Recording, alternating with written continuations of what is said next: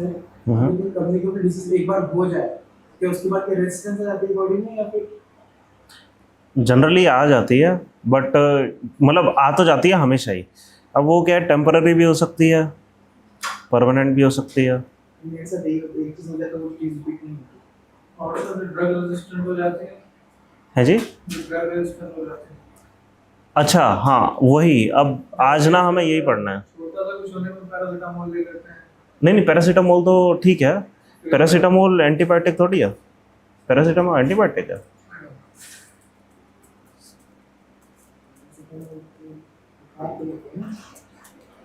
I think वो, हाँ बस एंटी इन्फ्लेमेटरी है वो, बस सिर्फ और सिर्फ इतना काम करेगी कि आपका जो फीवर है उसको कम कर देगी, बस। हाँ, तो एंटी इन्फ्लेमेटरी वही तो होगी कि आपके पेन को कम करेगी। चाहे कहीं का भी पेन हो, वो किसी किस्म की इन्फ्लेमेशन बोली जाती है। हाँ, ये पेन किलर है। ये सिर्फ आप बुखार आपको होगा, आपको महसूस नहीं होने देगी, मतलब बुखार उतार देगी, मतलब और कुछ तो होना चाहिए। मैं श्योर नहीं हूँ इस बारे में। हाँ तो, हाँ ये तो हो जाना चाहिए मोस्ट प्रोबेबली, मतलब लॉजिक ये कह रहा है, मैं श्योर नहीं हूँ इस बारे में। चलो, अब हमारे पास दो तरीके थे डिजीज से लड़ने के।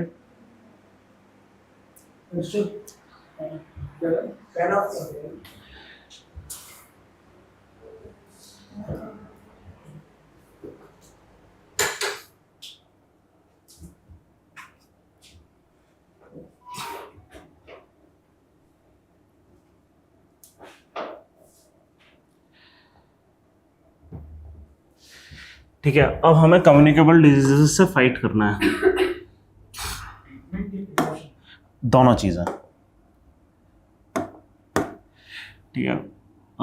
हम क्या लिखें यहाँ पे, फाइट अगेंस्ट कम्युनिकेबल डिजीजेस।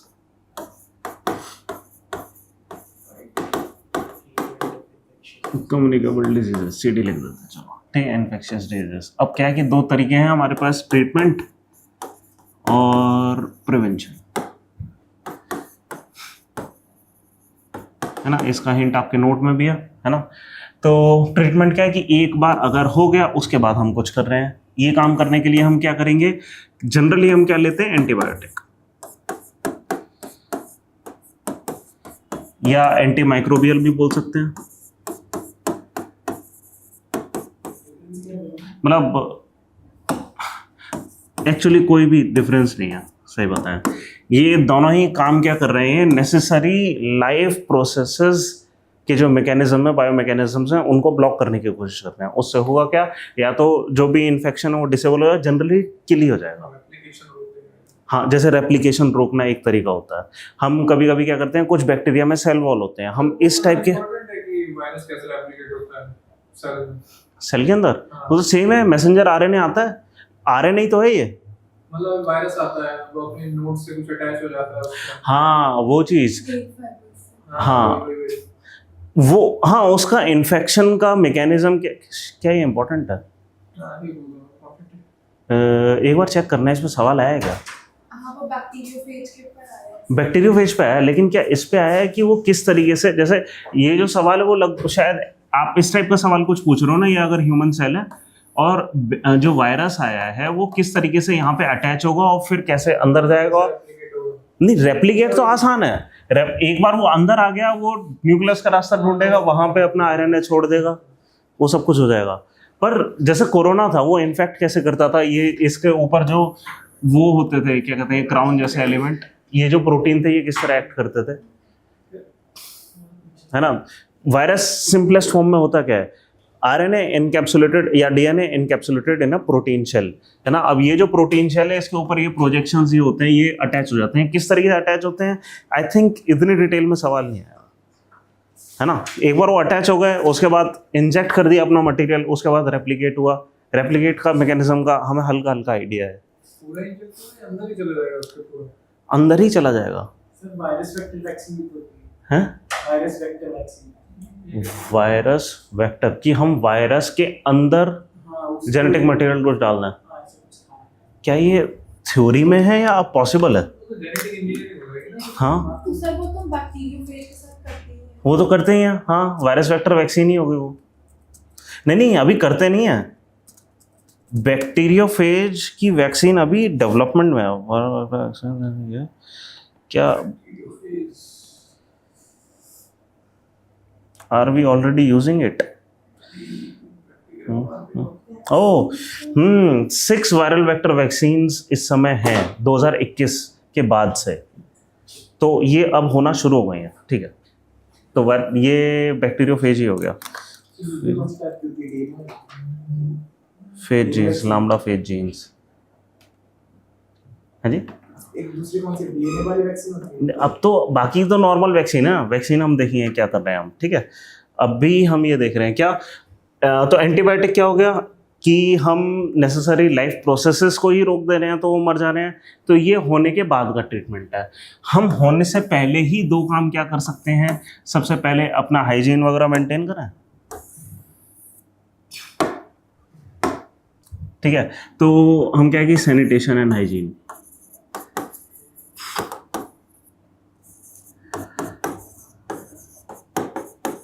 ठीक है। और दूसरी तरीके क्या है, वैक्सीन्स या इम्यूनिटी क्रिएट करना,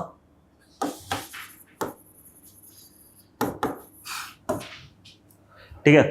ये हमारे तरीके हैं सारे, सबके सब तरीके ये हैं। हाँ क्या, कैंसर में तो इम्यूनोथेरेपी कैंसर ट्रीटमेंट के लिए। हाँ अब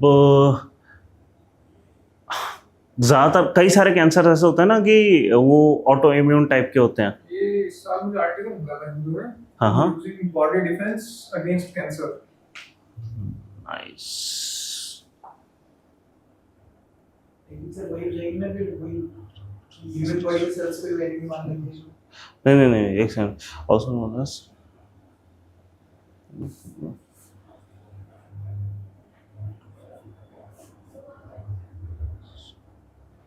ओके। बात तो सही है, ये हमारे इम्यून सेल्स को यूज करने की कोशिश तो कर रहे हैं। टेक्नोलॉजी एप्लीकेशन आ सकता है। हाँ आ सकता है, बिल्कुल आ सकता है, ठीक है। चलो सब, तो आज हमें करना क्या है, हमें सबसे पहले ये करना है, ठीक है। और इसमें ज़्यादा कुछ नहीं करना, हमें मेनली ना जो यहाँ पे इंपॉर्टेंट टॉपिक है वो एंटीबायोटिक इतना नहीं है जितना एंटीबायोटिक का ओवर यूज और उसका रेजिस्टेंस है, ठीक है। ये सिंपल है, एक ही तरीका है, क्या लाइफ प्रोसेस को रोक रहे हैं हम, ठीक है। लेकिन ज़्यादा इंपॉर्टेंट चीज़ क्या है कि अगर इसका ओवर यूज कर दिया तो एंटी माइक्रोबियल रेजिस्टेंस हो जाता है, AMR, एंटी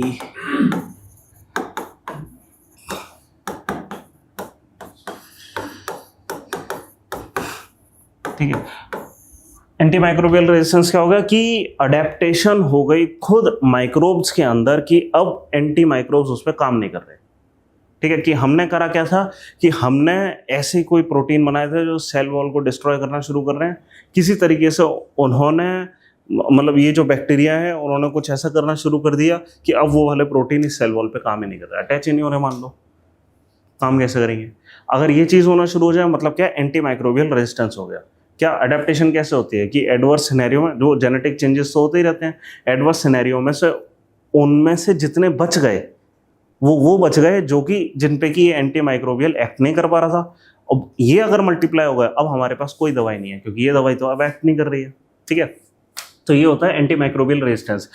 अब सबसे इंपॉर्टेंट चीज़ है कि इसका कॉज क्या है। सिर्फ ये नहीं है कि हम ज़्यादा खा रहे हैं, क्या क्या कॉज हो सकते हैं, चलो ज़्यादा भी खा रहे हैं, कैसे खा रहे हैं, क्या हो रहा है।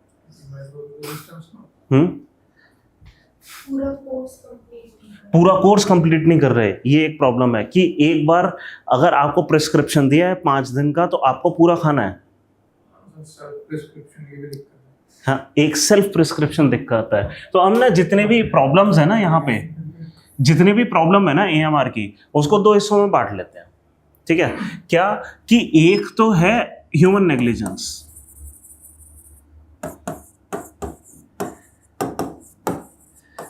और एक हम लिख लेते हैं इंडस्ट्री की नेग्लिजेंस।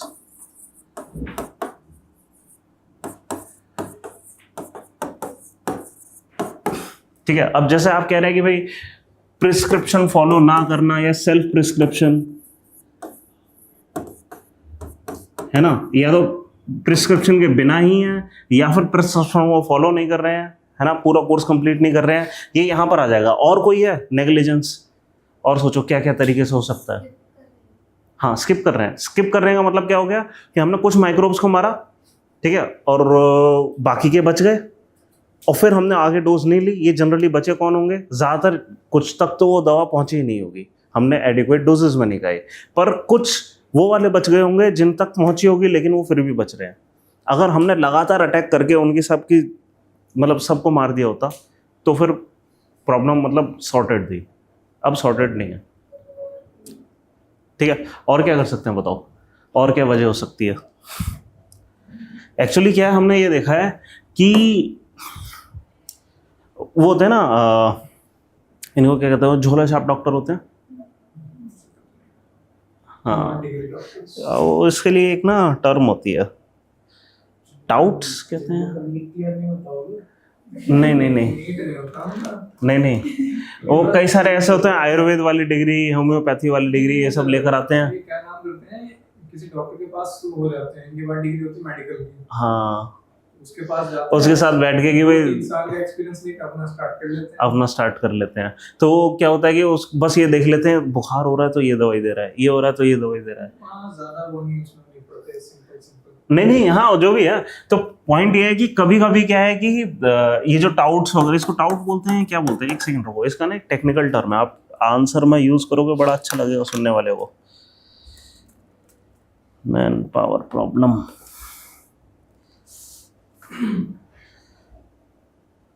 क्वैक्स, यस, इनको क्वैक्स कहते हैं। क्या? नहीं, पता होगा ये, क्योंकि पिछले महीने उसने YouTube से देख के ऑपरेशन कर दिया था बंदे ने। क्या? हाँ, एकदम में आया था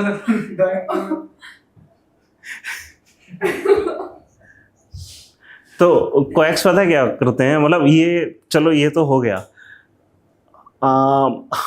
जनरली ये कोएक्स, ठीक है, ये कई सारे तो ऐसे होते हैं, ऐसी झोला छाप होते हैं। झोला छाप क्यों कह रहे हैं हम? क्योंकि कई बार आपने देखो गलियों में दांत ठीक करा लो ऐसा झोला लेकर आते हैं। पहले आते थे। हाँ, अब दिल्ली ऐसी जगहों में आप कहाँ आएंगे, ठीक है, लेकिन फिर भी अब क्या है कि ये प्रॉब्लम, कोई मैंने आपको बताया कितने डॉक्टर हैं देश में, लाइव 8-9 लाख ही डॉक्टर हैं जो इस समय काम कर रहे हैं। हाँ, नहीं, जो डॉक्टर्स हैं वो तो सर्टिफाइड हैं, मैं कह रहा हूँ फिर अगर इतने कम डॉक्टर हैं तो लोगों को इलाज की जरूरत है। कोई दांत पकड़ के तो बैठा नहीं होगा कहीं दूर दराज इलाके में, वो झोला छाप भी आ रहा है, अगर वो 90% ऑफ द टाइम सक्सेसफुल है तो कोई ना कोई सक्सेस स्टोरी उसको आकर बता देगा, अरे इन्होंने हमारा इलाज करा था, करवा लो। बजट फ्रेंडली है ना।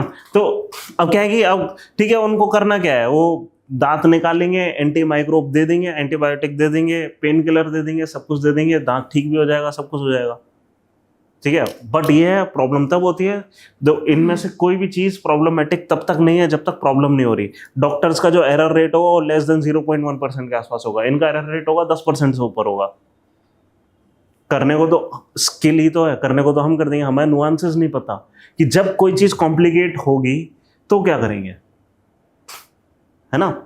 डॉक्टर की ट्रेनिंग इसलिए इंपॉर्टेंट। तो हमारे पास क्वैक्स हैं, और क्या है, हमने ये देखा है कि प्राइवेट, और ये मैं खुद से नहीं बोल रहा हूँ, ये स्टडीज के थ्रू आया कि प्राइवेट डॉक्टर्स क्या कर रहे हैं।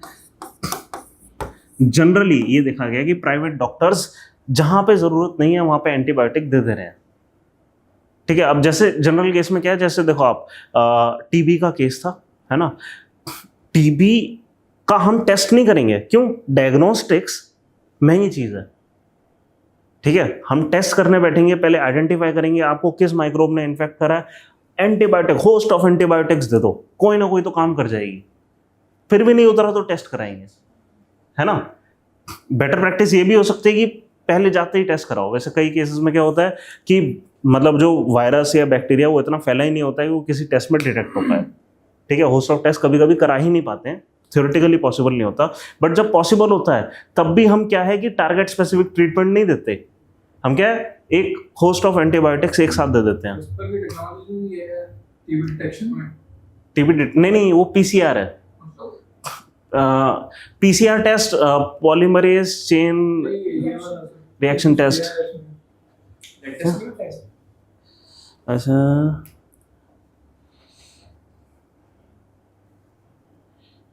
developed CRISPR Cas-based TB detection system and is lawfully entitled to enter a। Okay, but ये काम कैसे कर रहे हैं इन्होंने बताया नहीं, सिर्फ एक लाइन में लिख दिया कहीं पे। Council invited an expression of interest from organization, companies and manufacturers for transfer of technology for commercialization CRISPR-Cas-based TB detection। Okay okay, अब वैसे अगर लॉजिक लगाओ तो क्या हो सकता है, क्या लग रहा है आपको? क्रिस्पर करता क्या है वैसे? क्या बोलते हैं, डीएनए को कट करके, हाँ, उसमें जीनोम फिट करके, हाँ, और डीएनए लाइगेज से सबसे इम्पोर्टेंट, सबसे पहले ये पहचान कर लेता पहचान कर लेता है ना। पहचान कर लेने का मतलब है कि अगर टीबी है तो उसकी मोस्ट प्रोबेबली ये पहचान भी कर पा रहा होगा, तो क्रिस्पर ये कर तो पा रहा होगा, लेकिन फिर डिटेक्ट कैसे करेगा? क्रिस्पर बेस्ड, टेस्ट नहीं होता। ओ, क्रिस्पर बेस्ड डायग्नोस्टिक्स एक अपने आप में ही साइंस है, ये तो हमने सोचा ही नहीं था कभी। यार बहुत सारी चीज़ें आ रही हैं, एकदम से ही एक्सप्लोजन हो रहा है इतनी सारी चीज़ों का, मतलब तो ट्रैक करने से ज़्यादा तेज़ी से चीज़ें बढ़ रही हैं। डायग्नोस्टिक बायोलॉजिकल रूप, हाँ, तो वही काम कर रहे हैं, ये डिटेक्ट कर रहे हैं न्यूक्लिक एसिड्स को, डीएनए आरएनए को, है ना। न्यूक्लिक एसिड क्या होगा? फिर इजी हो जाएगा ना TB detection. Yes yes yes, but ये सर क्या बोलते हैं, मिडिल क्लास पब्लिक तक पहुंच पाएगा? हाँ पहुंच जाएगा। कोई भी चीज़ जब ज़्यादा हो जाती है वो सस्ती होती है सबसे पहले, इसलिए पहुंच जाएगा। अच्छा, यहाँ पे बस एक छोटी सी चीज़ है कि ये ना मैं आपके नोट्स के लिए नोट कर लेता हूँ कि इसमें बस इन डायग्नोस्टिक में एक छोटा सा अंतर है। हाँ, ये कॉस्ट इफेक्टिव है ज़्यादा, इनफैक्ट कॉस्ट इफेक्टिव।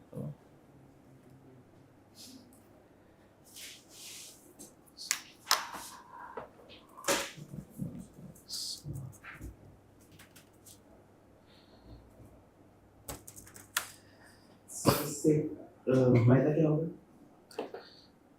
एक नया तरीका मिल गया, वो जनरली फायदेमंद ही होता है।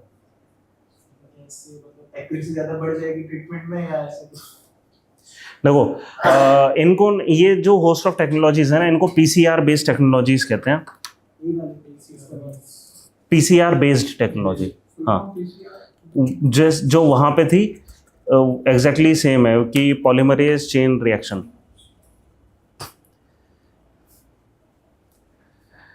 ठीक है, अब पीसीआर बेस्ड जितने भी टेस्ट होते हैं, अगर हम टेस्ट की बात करें ना, एक आप यहाँ टेबल चाहो तो बना सकते हो, अगर कहीं बनाना चाहो, क्योंकि आपके नोट्स में नहीं है तो बेटर है बना लो। 2 टाइप के टेस्ट हैं हमारे पास इन्फेक्शियस डिजीज के लिए, एक एलिसा और पीसीआर। ठीक है, अब यहाँ पे हम एक क्रिस्पर भी डाल देते हैं, चलो ठीक है। और जब ये हम टेबल लिख देंगे, कोई इसकी फोटो ले लेना, ताकि मेरे को टाइम मिले तो इसकी एक टेबल बना के नोट्स में भी डाल दूँ आपको, जो फाइनल मिलेंगे उसमें। ठीक है, तो हाँ जी, तो देखो एलिसा टेस्ट क्या करता है कि ये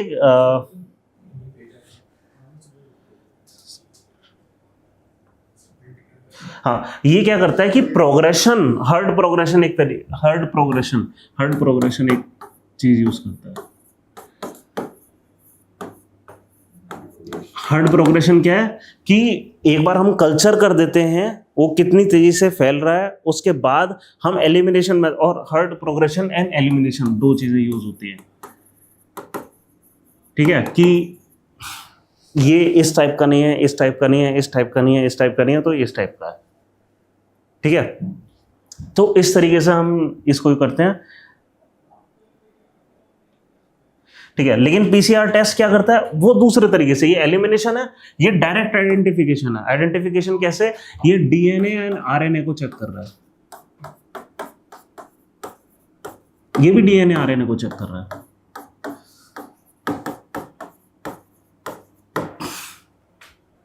ठीक है, तो पीसीआर क्या कर रहा है, identify DNA RNA, determine status of animals. But ये क्या है कि इसके अलावा PCR test clinical signs and symptoms, determine the status of animal with clinical signs. लेकिन यहाँ पे साइंस एंड सिम्टम्स भी यूज करता है। मतलब जो टेस्ट करने वाला बंदा आएगा वो ये भी नोट करेगा कि हाँ आपको कफ है, ठीक है। तो ये चीज हो गई, पर इसमें इन दोनों ही चीज की जरूरत नहीं है, ठीक है। साइंस एंड सिम्टम्स की जरूरत नहीं है, ये प्योरली डीएनए रिकॉग्निशन पे जा रहा है।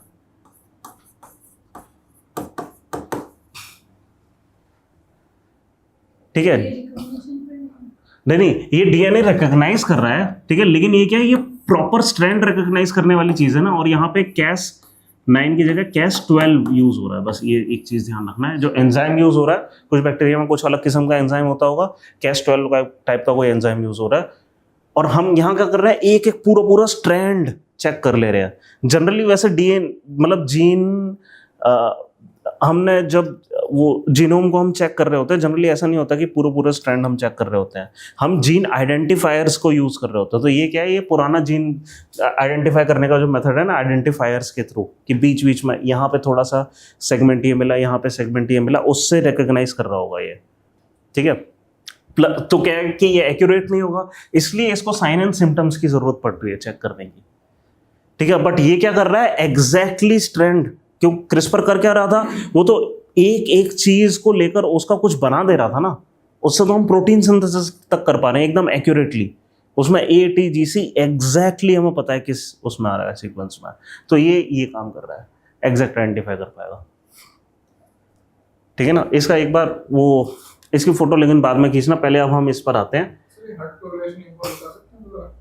कि किस हार्ट प्रोग्रेशन। सिंपली यहाँ पर ऐसा लिखा हुआ है कि सिंपली ये जो बैक्टीरिया है वो किस तरीके से ग्रो कर रहा है, इसका कल्चर कैसा है। जनरली जब हम ये टेस्ट कर रहे होते हैं ना, या जैसे ब्लड कल्चर टेस्ट भी अगर कर रहे होते हैं, है ना, अगर हमें, आपने देखा कभी भी ब्लड कल्चर टेस्ट 3 दिन या 5 दिन लेता है। जब भी आप डायग्नोस्टिक के लिए जाएंगे कि हमारा मतलब कल्चर कर दी जाए, वो 3 या 5 दिन लेता है। क्यों कल्चर, मतलब कि हम उसमें कुछ शुगर्स वगैरह डालकर उस बैक्टीरिया को पेट्री डिश में ग्रो होने देते हैं। क्यों, वैसे एंटी माइक्रोबियल, सॉरी माइक्रोब क्या है, उससे हमारे जो बॉडी है वो खुद भी लड़ रही होती है, तो उसकी पॉपुलेशन उतनी तेजी से ग्रो नहीं होती है।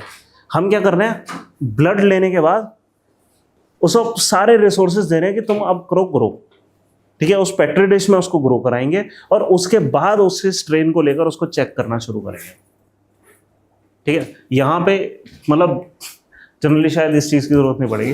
मेरे को ये नहीं पता कि ये टाइम उतना लेगा कि नहीं, एक बार ये देखें। ओके, ये रैपिड है उस सेंस में, this is a rapid test.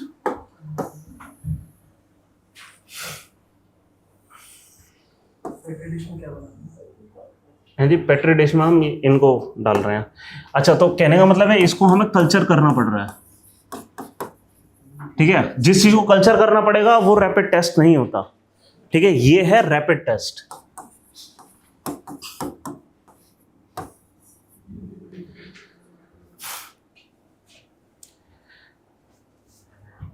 ठीक है, अच्छा इसको भी हम रैपिड बना सकते हैं। जब इस पीसीआर को अगर RT-PCR कर दिया ना हमने, तो ये रैपिड हो जाता है जी, ये रैपिड करा जा सकता है।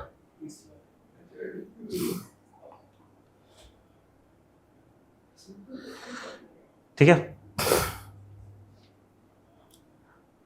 यहां पे जो पॉलीमरेज चेन रिएक्शन में जो पॉलीमरेज आ रहा है वो है, पता है क्या, हमने पॉलीमरेज पढ़ा था, yes, RNA polymerase, DNA, yes ये वो है। तो क्या है, DNA रिकॉग्निशन यहां पर हो रहा है, लेकिन क्योंकि छोटे छोटे स्ट्रैंड्स में हो रहा है, पूरा स्ट्रैंड नहीं हो रहा, इसलिए हमें बस ये काम करना पड़ रहा है। यहाँ पे वो Cas9 एंजाइम क्या करेगा, यहाँ पे भी पॉलीमरेज वगैरह का यूज करेगा, लेकिन Cas9 एंजाइम क्या करेगा, पूरा स्ट्रैंड को ले लेगा, ठीक है। और ये क्या है, ये उस सेंस में फिर रैपिड है, इसको कल्चर नहीं करना पड़ रहा, यहाँ पे डेवलप करना पड़ रहा है, ये रैपिड नहीं है। नहीं, हम ये देख रहे हैं कि कैसे टेस्ट होते हैं, वो टेस्ट से हम कैसे टेस्ट करते हैं डिजीजेस को, ठीक है। हाँ, अब हम एंटी माइक्रोबियल रेजिस्टेंस कर रहे थे, हमने देखा था कि ह्यूमन नेग्लिजेंस एक प्रॉब्लम है। हाँ जी बताओ, एंटी माइक्रोबियल रेजिस्टेंस और क्यों होगी, क्या क्या वजह हो सकती है। हम और इस वाले टॉपिक में हम आए क्यों थे, इसलिए आए थे कि हम ये कह रहे थे कि हम क्या कर रहे हैं कि टेस्ट करे बिना दवाई दे रहे हैं, और जनरली हम क्या कर रहे हैं, होस्ट ऑफ एंटी माइक्रोबियल्स दे रहे हैं। उससे हो क्या रहा है, मतलब एंटीबायोटिक खूब सारे नहीं जनरली नहीं सिम्टम्स हम देख रहे हैं। अब इस टाइप के सिम्टम में कौन सी चीजें हो, ये सारे डिजीज हो सकते हैं, host of disease. In host of disease पे ये वाली होस्ट ऑफ एंटीमाइक्रोब्स लगते हैं। ठीक है, हमने क्या करा, वो बनाकर दे दिया, जनरली सारे दिन रह जाएगा, कोई तो काम कर जाएगा, कुछ काम नहीं करता, फिर टेस्ट के लिए बोलते हैं, हाँ कि ब्लड टेस्ट कराओ, है ना। हम मतलब क्या होना चाहिए कि जनरली क्या होना चाहिए कि जैसे टीबी है, टीबी डिटेक्शन क्या है कि आपने नॉर्मली एंटीमाइक्रोब्स दिए, ठीक है, फिर भी नहीं उतर रहा, हफ्ता भर हो गया और थोड़ा सा दे दिया, नॉर्मल टेस्ट कराया, कुछ नहीं हुआ, फिर जब खून आने लगा फिर उसका टेस्ट कराएंगे, अब ये टीबी डिटेक्ट हुई है। एक बार में हो गया था क्या? तो आपका डॉक्टर अच्छा होगा कि उसने शुरुआत में ही ये चेक कर लिया होगा कि पॉसिबल है कि टीबी हो सकती है। ठीक है, पाँच दिन के बाद ही कहा होगा टेस्ट, तो फिर भी पहले दिन क्या दिया था? नहीं, पहले दिन तो सिम्टम्स के हिसाब से कुछ दवा दी, बोला कि ये टेस्ट कर लो, हाँ, फिर वो इंजेक्शन बदल गया था हमारा, फिर उसके बाद जो रिजल्ट आया उसमें वो इंजेक्शन मारा नहीं, खून निकाला ना, मतलब मारा था, तो मैं इंजेक्ट करा, कुछ इंजेक्ट करा, फिर इसको इसी के कुछ देख के बोला।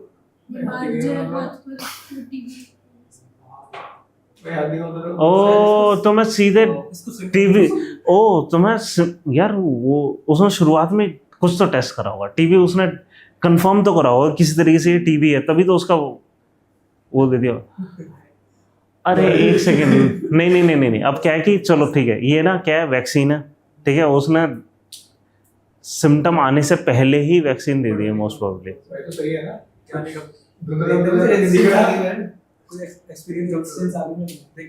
हाँ देखते हैं उसमें, पता नहीं कोई की। हाँ चलो, तो क्या हो रहा है कि हम प्रिस्क्रिप्शन गलत ले रहे हैं, पूरा नहीं कर रहे, कोएक्स की प्रॉब्लम है, पर डॉक्टर्स की तरफ से भी प्रॉब्लम है ना। डॉक्टर्स भी क्या है, उसको सही से डायग्नोज नहीं कर रहे हैं और सीधे दे रहे हैं। ठीक है, और कोई प्रॉब्लम हो सकती है जिसकी वजह से एंटीमाइक्रोबियल रेजिस्टेंस हो रहा है क्या? अगर ड्रग्स एक्सपायर हो गए, मैं फेक दिया से होता है।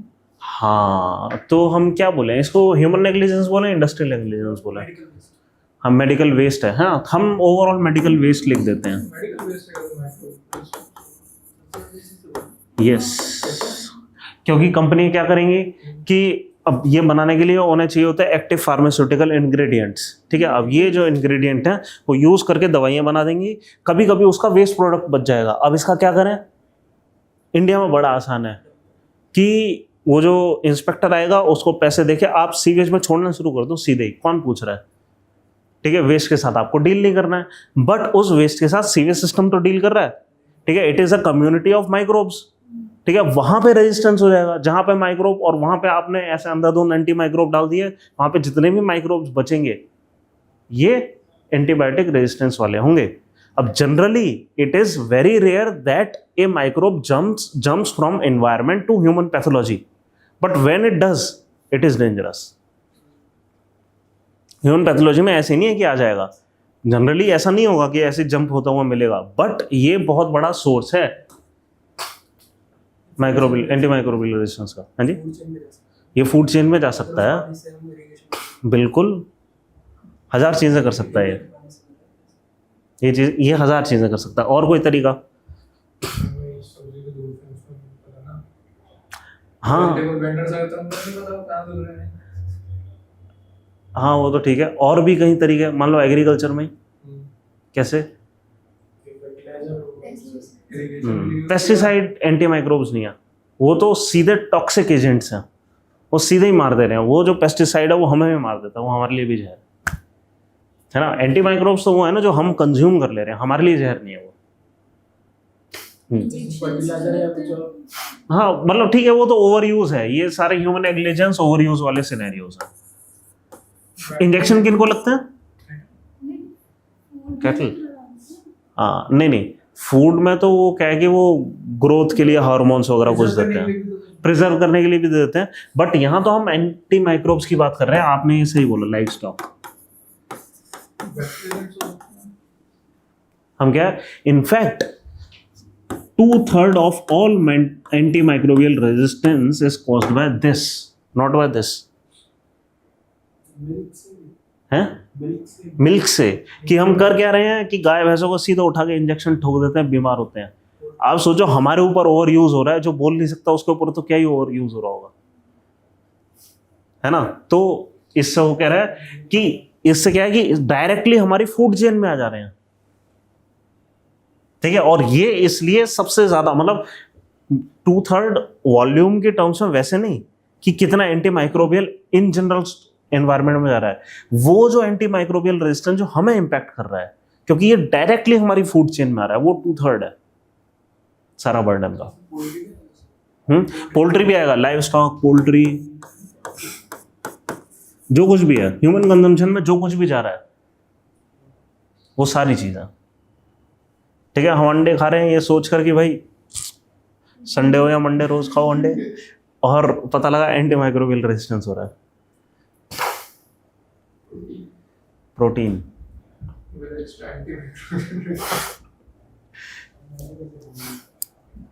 नहीं नहीं, टेंशन फ्री होकर खाओ। अज्यूम करो कि सरकार कुछ सोच रही है तुम्हारे बारे में। मेरे पास एक फार्म टाइप है, अब दैट वेस्ट नहीं वो तो ठीक है, उनसे बोलना कि जब आप इंजेक्शन लगाया करो ना मेरे को बुलाया करो, मेरे को देखना है मेरे को देखना है कैसे लगाते हो आप ठीक है। अब इससे प्रॉब्लम क्या होती है, ये एंटी माइक्रोबियल रेजिस्टेंस हो गया, इससे हमें क्या प्रॉब्लम, ठीक, एक तो सीधी प्रॉब्लम कि बीमार हो गया तो क्या होगा। फिर सिर्फ हमारी प्रॉब्लम नहीं है, सर्जन्स की प्रॉब्लम और बड़ी है। क्यों? जब भी वो सर्जरी कर रहे होते हैं उन्हें फुल्ली सैनिटाइज होकर जाना होता है, यहाँ तक हाथ धोकर जाते हैं, फिर गाउन पहन कर जाते हैं, उसके ऊपर है ना, हाँ है नहीं, हाँ पर्सनल प्रोटेक्शन ये किट होती है ना, तो ये पीपीई पर्सनल प्रोटेक्शन इक्विपमेंट, कि आप पूरा गाउन पहनते हैं, उसके ऊपर ग्लव्स डालते हैं, सब इतना सैनिटरी एनवायरनमेंट रख रहे हैं। क्यों रख रहे हैं? कि गलती से कोई माइक्रोब आ गया और उसने इन्फेक्ट कर दिया तो बंदा बहुत बीमार हो जाएगा। तो क्या होस्ट ऑफ एंटी माइक्रोब्स उनको भी देने होते हैं ड्यूरिंग द सर्जरी, कि भाई हमें पता है कि इस एनवायरनमेंट से हम बचा कर नहीं रख सकते उस ओपन वुंड को, तो हमें देना ही है। हाँ प्लास्टिक का रोल है, नहीं प्लास्टिक वो बैरियर है जो हमें रोक रहा है वहां से, ठीक है। अब है नहीं, प्लास्टिक के ऊपर चिपकेंगे बट आर पार नहीं हो पाएंगे ना, है ना। तो इसलिए क्या होता है कि एक बार अगर आपने पीपी किट यूज कर ली उसको हटाना ही होता है, उसको दोबारा यूज नहीं कर सकते। और ये अपने आप में एक सोर्स है बड़ा मेडिकल वेस्ट का।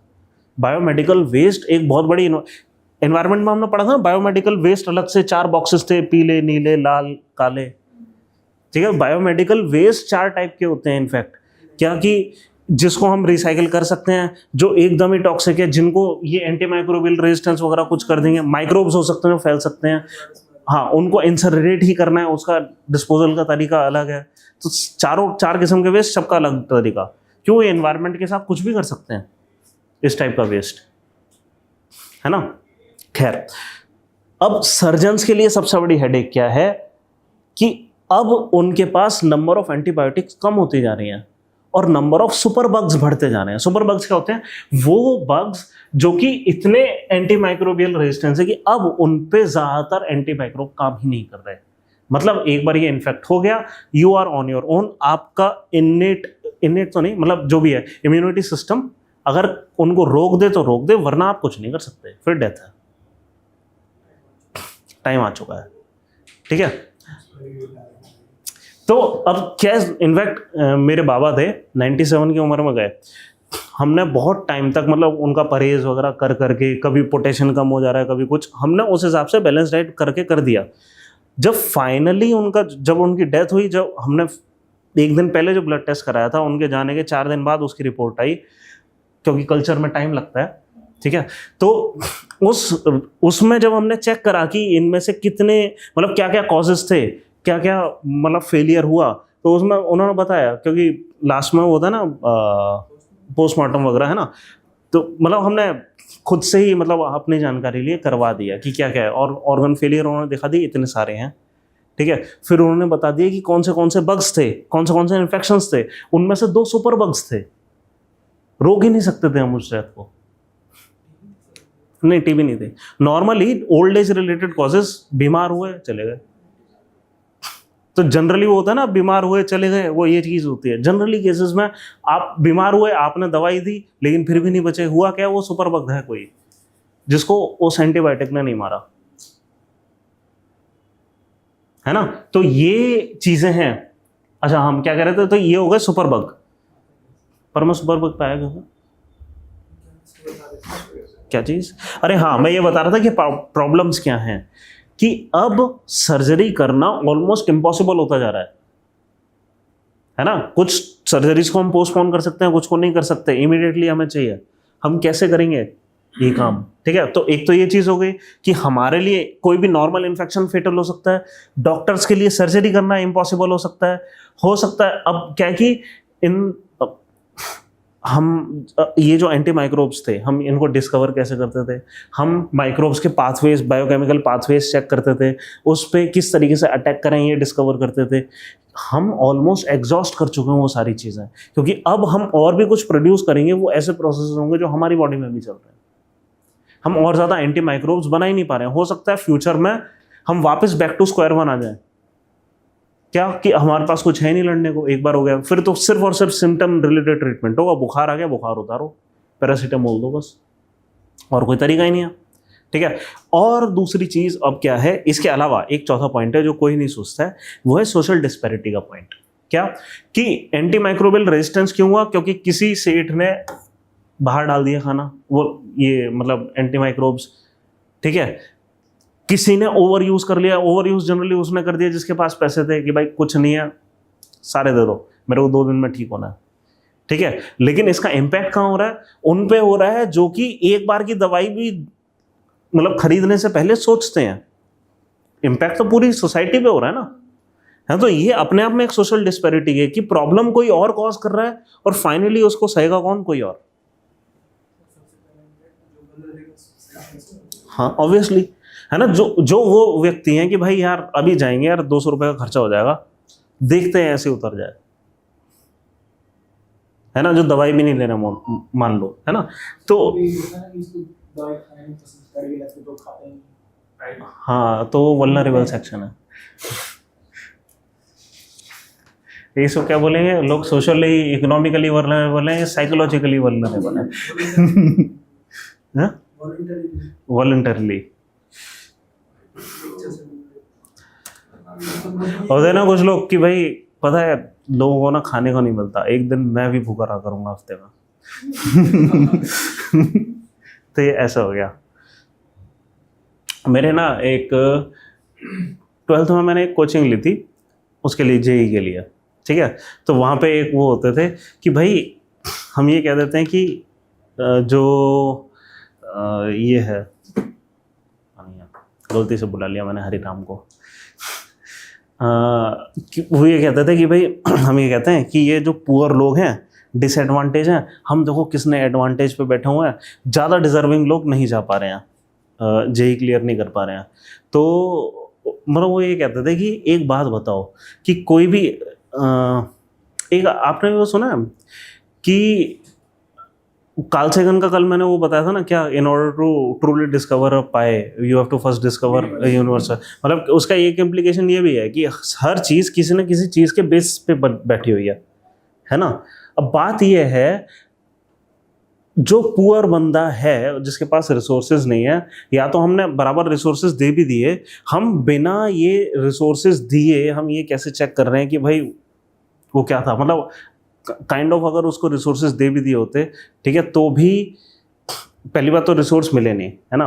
अब ये काम हमारा नहीं था कि ये मतलब वो कुल मिलाकर वो जो टीचर थे ना, वो ये करने की कोशिश करते थे, किसी दिमाग में गलती से ये ना आ जाए कि भाई हम ऑलरेडी एडवांटेज हैं और वो डिमोटिवेशन का एक कारण बन जाए कि भाई पढ़ नहीं पा रहे हैं, है ना। तो वो उस सेंस में ये सारी बात करते थे। खैर छोड़ो।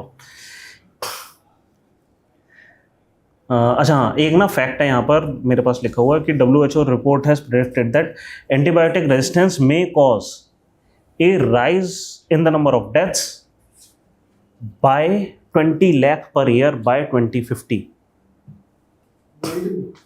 इंडिया में 20 लाख डेथ हर साल सिर्फ एंटीबायोटिक रेजिस्टेंस की वजह से, कि वायर इन्फेक्शन हुआ और हमारे पास कुछ था नहीं प्रिवेंट करने को। बाय 2050 ज़्यादा नहीं, 25 ही साल और 25 साल बाद हर साल 20 लाख मौतें सिर्फ इसलिए हुआ करेंगी क्योंकि हमारे पास कोई ड्रग नहीं है ट्रीट करने के लिए।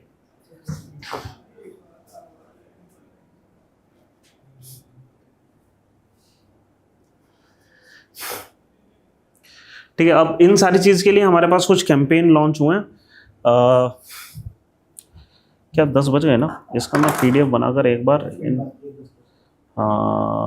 इनको मैं दे देता हूँ ना। 82 to 100 फाइल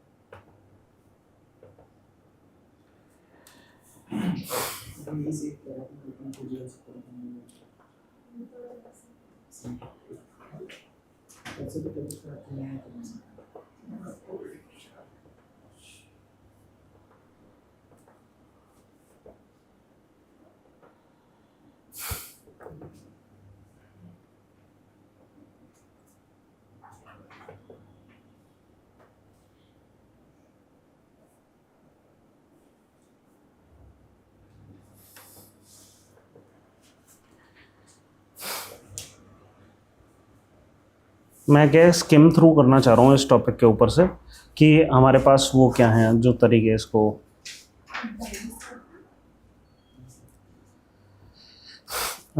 इसके खिलाफ ना 1-2-3 कैंपेन इंपॉर्टेंट चलाए गए हैं। एक तो है रेड लाइन कैंपेन। सुना है रेड लाइन कैंपेन क्या होता है?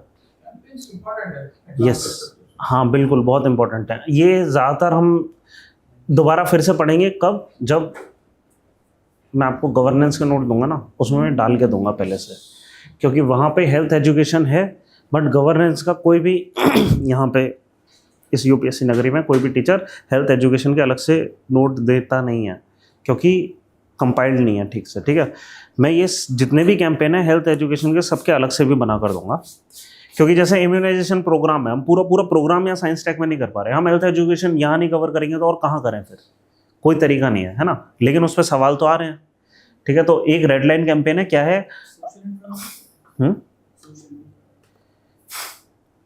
एक और मेरे को याद आया, यहाँ पे ना इसको पता नहीं कौन से ड्रग कहते हैं जिसमें बहुत सारी चीज़ें एक साथ मिलाकर दे देते हैं ना, इस टाइप के ड्रग को कुछ कहते हैं।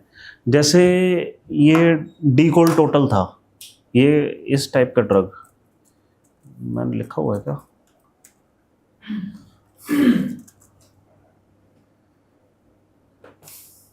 पता नहीं, इसको शायद कुछ मतलब ऐसा है ना कि ड्रग का पैकेज बनाकर दे देते हैं, ये भी एक बहुत बड़ी प्रॉब्लम होती है। हाँ, मतलब जैसे डीकोल टोटल है, उसमें पता है क्या है कि आपको पैरासीटामोल के अंदर एंटीबायोटिक के अंदर कुछ मतलब बना मिलाकर दे दिया, एंटी इन्फ्लेमेटरी एंटीबायोटिक दोनों मिलाकर कुछ दे दिया एक टैबलेट में। हाँ, और फिर वो इसको करते हैं कि हर चीज़ का ये रामबाण इलाज, लोग इसको खाओ और बस सुपर ड्रग बनाने की कोशिश करते हैं, है ना। और वो होता क्या है कि वो ये बहुत बड़ा कारण हो सकता है एंटीबायोटिक रेजिस्टेंस का, है ना। तो इस चीज़ को डील करने के लिए, इस टाइप के किसी ड्रग को डील करने के लिए क्या करा गया है, वो एक रेड लाइन कैंपेन बनाया है कि आप जब जाओ, मान लो आप अवेयर रहना चाहते हो, आप अवेयर होगे कैसे कि आपने जब वो ड्रग पढ़ा, आपको क्या पता उसके अंदर क्या है ना। तो जब भी कोई कंपनी इस टाइप का कोई ड्रग बनाएगी तो उनको जितने भी एंटीबायोटिक्स हैं, चाहे वो मिले हुए हैं या अलग से, उन सबको एक रेड लाइन देनी पड़ेगी। तो आपको किसी भी केमिस्ट की दुकान पे जाना है, आपको क्या चेक करना है जब आप दवाई ले रहे हो, उस पर जो पीछे कोई रेड लाइन होगी नहीं, जहाँ पे लिखा होता है ना पीछे वाली साइड, वहाँ पे चेक करो रेड लाइन है क्या कोई। अगर रेड लाइन है which means it contains antibiotic या एंटीमाइक्रोबियल कुछ भी। ठीक है, तो ये है रेड लाइन कैंपेन। ठीक है, नहीं आप लो, बट प्रिकॉशन के साथ। आपको ये पता होना चाहिए आप ले क्या रहे हो, राइट टू बी इन्फॉर्म्ड है आपकी, बस इतना ही। किसी के पीछे ग्रीन लाइन भी होती है। इससे क्या होगा सर? नहीं, उससे ये है ना कि आपको ये तो पता है ना वो डॉक्टर आपको दे क्या रहा है, मतलब क्रिएट हो रहा है। पर ये है ना कि ये अकाउंटेबिलिटी तो है ना। अब हमें पता है कि किसी खाने में मैंने तो तुम्हें बता के मारा। नहीं नहीं नहीं नहीं, वो नहीं है। आप ये इस तरह सोचो कि आपका कोई खाना है और उसमें एक प्रिजर्वेंट है, बट फिर भी हम उस पर लिखवा रहे हैं ये प्रिजर्वेंट है, इट कंटेन्स आर्टिफिशियल शुगर्स लिखा है। अब जो इन्फॉर्म्ड बंदे हैं वो तो फिर कम खाने की कोशिश करेंगे ना। ये अपने डॉक्टर के पास जाकर बताएंगे कि सर ये एंटीबायोटिक दे रहे थे क्या आपने बताया नहीं मेरे को। इतना भी अकाउंटेबिलिटी काफी है। मतलब सर वो डोसेज वो लगेगा ना उस हिसाब से। जो भी करेगा बट एटलीस्ट ये तो है, अब मान लो सेल्फ प्रिस्क्रिप्शन वाला बंदा है ना वो बंदा, लेकिन अवेयर तो है कि एंटीबायोटिक रेजिस्टेंस कुछ चीज होती है, हो सकता है, तो एटलीस्ट सेल्फ प्रिस्क्रिप्शन में ही देख लेगा ये रेड लाइन है, ध्यान से लें। उसके अलावा भी मतलब अगर एंटीबायोटिक नहीं ले रहे हाँ उसके अलावा कोई ऑप्शन है? नहीं, आप खाली सिम्टम बेस्ड ट्रीटमेंट कर लो। ज्यादातर ये जो चीजें हैं ये सिम्टम बेस्ड ट्रीटमेंट से हो जाती हैं, लेकिन फिर एक प्रॉब्लम है क्या, टीबी जैसी चीज पे अगर सिम्टम बेस्ड ट्रीटमेंट करने बैठ गए तो उससे कुछ हल नहीं हो रहा है, उसके लिए आपको डायग्नोस्टिक कराना ही पड़ेगा। इसलिए बेटर क्या है, डॉक्टर के पास चले जाओ, डॉक्टर बेटर जानता है। गूगल पे डालते हैं हाँ कि सिम्टम क्या है, फिर पता लगता है कि हम यार हमें तो कैंसर हो रखा है लास्ट स्टेज पर हम। लेकिन सर उसको कैसे पता होगा, तो फिर वो क्या बोलते हैं मेरे इतना नेगलेक्ट नहीं करेगा उस दवाई को। हाँ नहीं पॉइंट अब क्या है कि हाँ ये सही बात है कि ना रेड लाइन अपने आप में कहीं वो एक टैबू ना बन जाए कि भाई इसमें रेड लाइन है ये ज़्यादा नहीं लेनी। पॉइंट ये हमें कोर्स फिर भी कंप्लीट करना है, तो रेड लाइन अपने आप में काम नहीं करेगा, हमें एडिशनली अवेयरनेस भी क्रिएट करनी है कि एंटीबायोटिक या तो नहीं लेनी है तो कोर्स कंप्लीट करना है ना। और डॉक्टर ने जैसा बोला है उसको मानना है, डॉक्टर जानता है, खुद से नहीं करना है ना। हो सकता है कि हम ये कहते हैं यार इस डॉक्टर की दवाई खाकर 5 दिन में हो गया था बुखार, लेकिन पॉइंट ये है अगर 3 दिन में जाने वाले वो जुगाड़ करता तो हो सकता है कोई बड़ी चीज ना आ जाती रेयर केसेस में।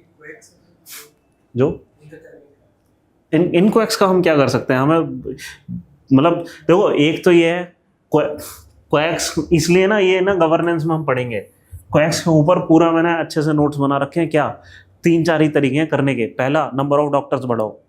क्यों कोएक्स आए ही क्यों, क्योंकि उनकी ज़रूरत है। जब ज़रूरत है तो फिर वहाँ पे सही मैन पावर होनी चाहिए, रॉन्ग मैन पावर हो रखी है। हाँ दोनों साइड भाई, एक तरफ हमारे स्टूडेंट है कह रहे हैं कि हमें नीट का एग्जाम क्लियर होने को नहीं मिल रहा है, हमें विदेश जाना पड़ रहा है, ठीक है, डिमांड भी है सप्लाई भी है, बीच में इंफ्रास्ट्रक्चर नहीं है। हाँ दूसरी तरफ लोगों को एम्प्लॉयमेंट नहीं मिल रही, उधर यहाँ पे कोएक्स मजे कर रहे हैं।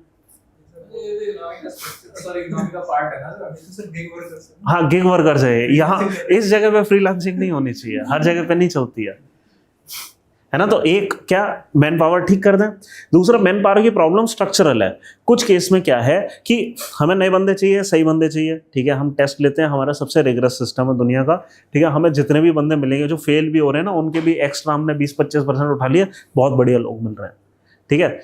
एक चीज़ ये, अगर ये भी नहीं कर पा रहे हैं, हम ये कह रहे हैं कि हमारे पास इंफ्रास्ट्रक्चर की कमी है, 6 साल का कोर्स नहीं करा पा रहे हैं, हम क्या कर सकते हैं कि ब्रिज कोर्सेज कर सकते हैं कुछ और लोगों के लिए उस लेवल तक पहुंचाने के लिए कि ये भी दवा दे पाए। जैसे हमारे नर्सेस जो 15-20 साल सर्जन के साथ लगे हुए हैं, उनको कुछ एक्सपीरियंस आ गया है, ये ज़्यादा कमाने के लिए खुद कोएक बन जाए, इससे बढ़िया इनको ब्रिज कोर्स करा देते हैं 3 साल का। इनको ह्यूमन बॉडी की समझ है, नर्स बनने के लिए भी एग्जाम देना पड़ता है, उसने भी कोई ना कोई प्रिपरेशन करी थी कभी, अब एक्सपीरियंस भी आ गया उसके साथ साथ प्रैक्टिकल। आप हम नहीं सर्टिफिकेट नहीं, इसके लिए ये रिकमेंडेशन है साफ कई सारे लोगों की कि हम ब्रिज कोर्सेज करा दें और उससे हम नंबर ऑफ डॉक्टर्स बढ़ा दें, है ना। ये काम भी हम कर सकते हैं हम ये अब। और फिर जो हमारे ये है आयुष मंत्रालय, इनकी तरफ से रिकमेंडेशन ये है कि हमारे लोगों को ब्रिज कोर्स करा दो। एक्चुअली क्या है, जब उनकी तरफ से पहले रिकमेंडेशन आया था कि भाई ये जो आयुर्वेद होम्योपैथी ये सब वाले हैं ना, इनको ब्रिज कोर्स करा के नॉर्मल डॉक्टर बना दो, तो ICMR ने कहा भाई उसके लिए 6 साल की डिग्री लगती है, ठीक है, तो फिर कुछ लोगों ने कहा फिर हमें जो डॉक्टर की प्रॉब्लम वो तो सॉल्व नहीं हो रही, ठीक है, ऑल दो असली आइडियल तो ये सिनेरियो होता है कि इंफ्रास्ट्रक्चर खड़ा करना है, बट उसमें लगते हैं पैसे। तो शॉर्टकट तरीका अगर करना ही है तो वो ये है कि हम नर्सेस को करा देते हैं वो ब्रिज कोर्स, है ना। बट प्रॉब्लम ये है, ऐसा थोड़ी है खाली डॉक्टर्स की कमी है, नर्सेस की भी तो कमी है, कमी तो ये भी है। हम इस स्टाफ को उठाकर उधर लगा देंगे, फिर इधर के स्टाफ का क्या करेंगे? नर्सेस बनने के लिए भी पढ़ना पड़ता है भाई, है, साफ साफ इंफ्रा की कमी है कुल मिलाकर, है ना। हमें नर्स ट्रेनिंग इंस्टीट्यूट चाहिए, डॉक्टर्स के लिए मेडिकल कॉलेज चाहिए, और मेडिकल कॉलेज बनाने के लिए हॉस्पिटल का 500 बेड या उससे ज़्यादा का होना ज़रूरी है, तो हमें 500 बेड वाले या उससे ज़्यादा के हॉस्पिटल्स बनाने हैं। हाँ, क्योंकि हम डॉक्टर को ऐसे ही नहीं बना सकते, वाकई में एक्सपीरियंस चाहिए। 3 डिस्ट्रिक्ट में एक कर रहे हैं, हमें हर डिस्ट्रिक्ट में चाहिए आइडियली, ठीक है। तो ये हो गया। तो लोग उसी के पीछे है ना, क्या बोलते हैं, गवर्नमेंट कॉलेजेस के, वरना प्राइवेट कॉलेजेस में बट उनकी फीस जो है वो बहुत ही हाई है। वो फिर भी पूरे फिल जा रहे हैं, उनकी फीस हाई क्यों है? डिमांड सप्लाई का गैप है। हर कोई चाह रहा है डॉक्टर बनना, बनाने के लिए इंस्टीट्यूट नहीं है, तो वो अपनी मोनोपोली दिखा रहे हैं। गवर्नमेंट को फिर सीट्स बढ़ानी चाहिए। हाँ, एक ही तरीका है, और सरकार ये भी कर रही है कि भाई हम फीस को कैप कर देंगे। फीस कैप कर रहे हो, इससे बड़े कॉलेज बना दो, अपने ओपन मार्केट रहने दो ना, वो फीस डिमांड कर रहे हैं, करते रहे, है ना। चलो, इसके अलावा एक national action plan for anti microbial resistance आया था, इसको, ये इंपॉर्टेंट है, NAP AMR, NAP national action plan, AMR anti microbial resistance.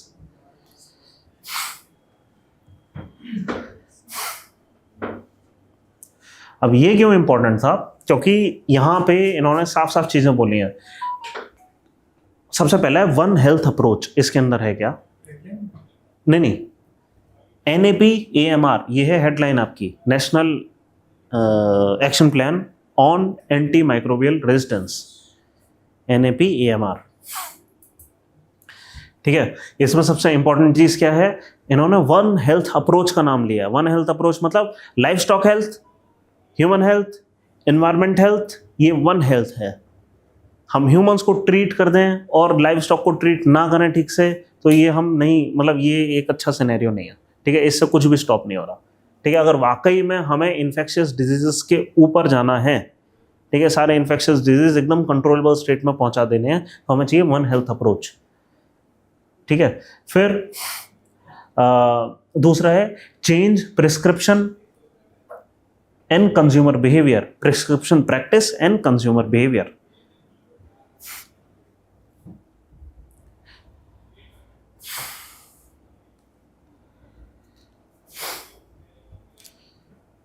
फिर scaling up infection control, scaling up infection control. Infection control कैसे? कि हम एक और काम कर सकते हैं क्या, कि डायग्नोस्टिक सर्वेलेंस इनको बढ़ा दें, है ना। तो ये काम कर रहे हैं कि हमें डायग्नोस्टिक्स एंड सर्वेलेंस को बढ़ाना है। 19 पेजेस हाँ, नहीं, ये सर्वेलेंस कंट्रोल, ये वही चीज है, इन्फेक्शन कंट्रोल। एक सेकंड बस,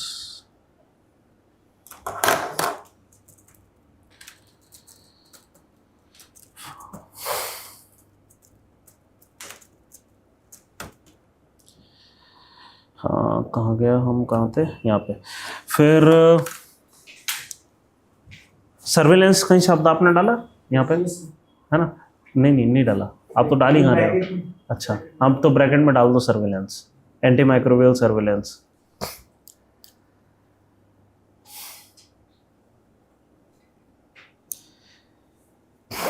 ठीक है। फिर limiting effluent being dumped in environment, effluents, EFFLUENTS, effluents, effluents being dumped in the environment.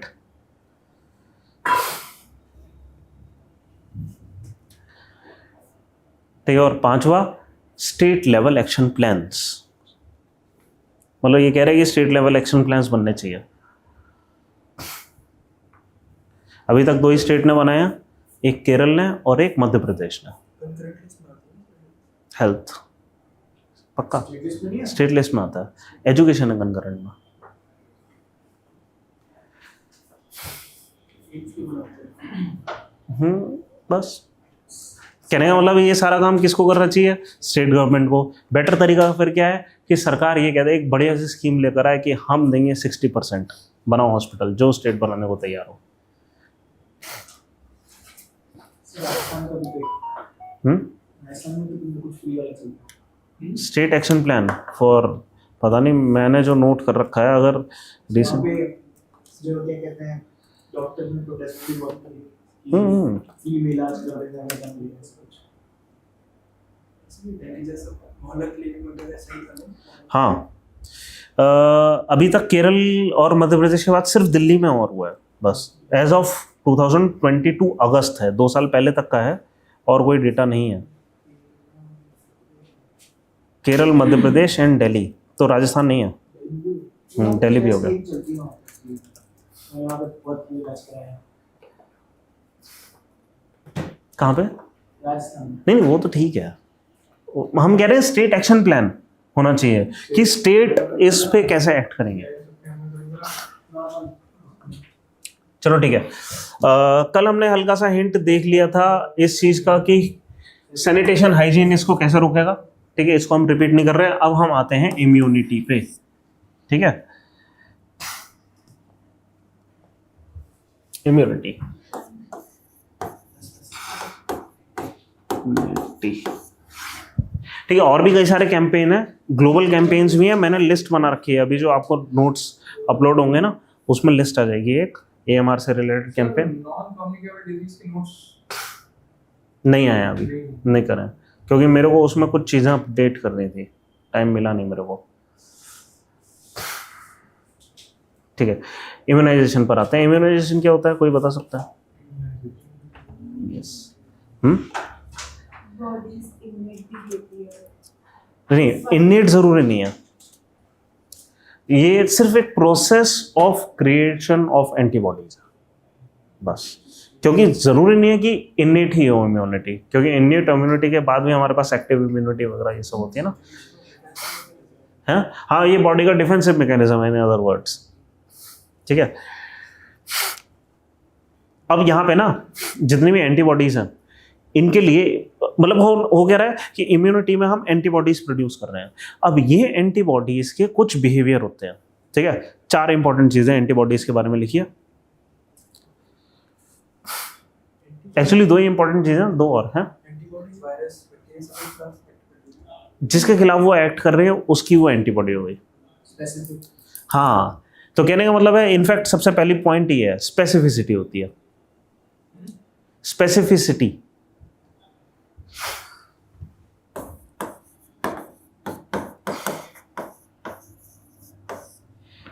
Specificity माने कि the ability to distinguish between different substances.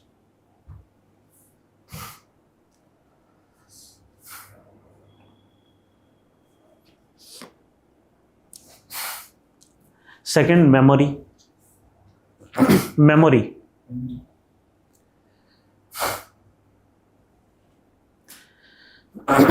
ability to respond more vigorously to repeated exposures,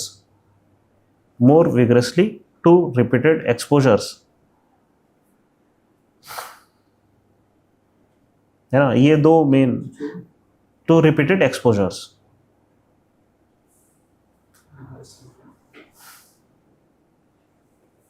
ठीक है, ठीक है, ये 2 ही चीजें हैं। ठीक है, बनते गए एंटीबॉडीज, वो कलम डिस्कस है लिम्फ नोड्स वगैरह में, है ना। लिम्फेटिक सिस्टम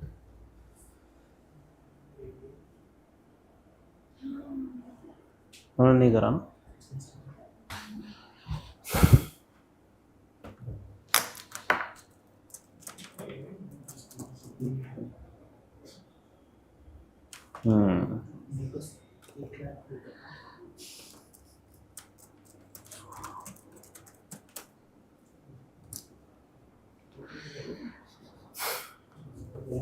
ठीक है, चलो कोई बात नहीं, चलो छोड़ो। और अब हमारे पास ना दो टाइप की इम्यूनिटीज़ होती हैं, ठीक है। एक मैं यहाँ पे एक चार्ट बना देता हूँ और वो काफ़ी होगा हमें समझने के लिए कि इम्यूनिटी दो टाइप की होती हैं।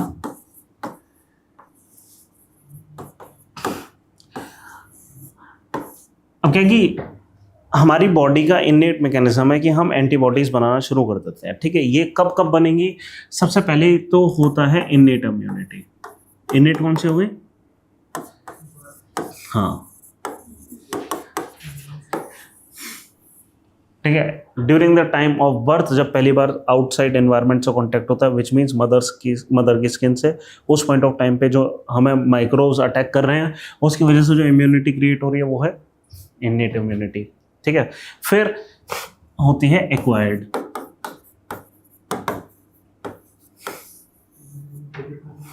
ठीक है। एक्वायर्ड इम्यूनिटी की हमने बाद में कैसे एक्वायर करी है, ठीक है। अब एक्वायर्ड भी एक्टिव हो सकती है, पैसिव।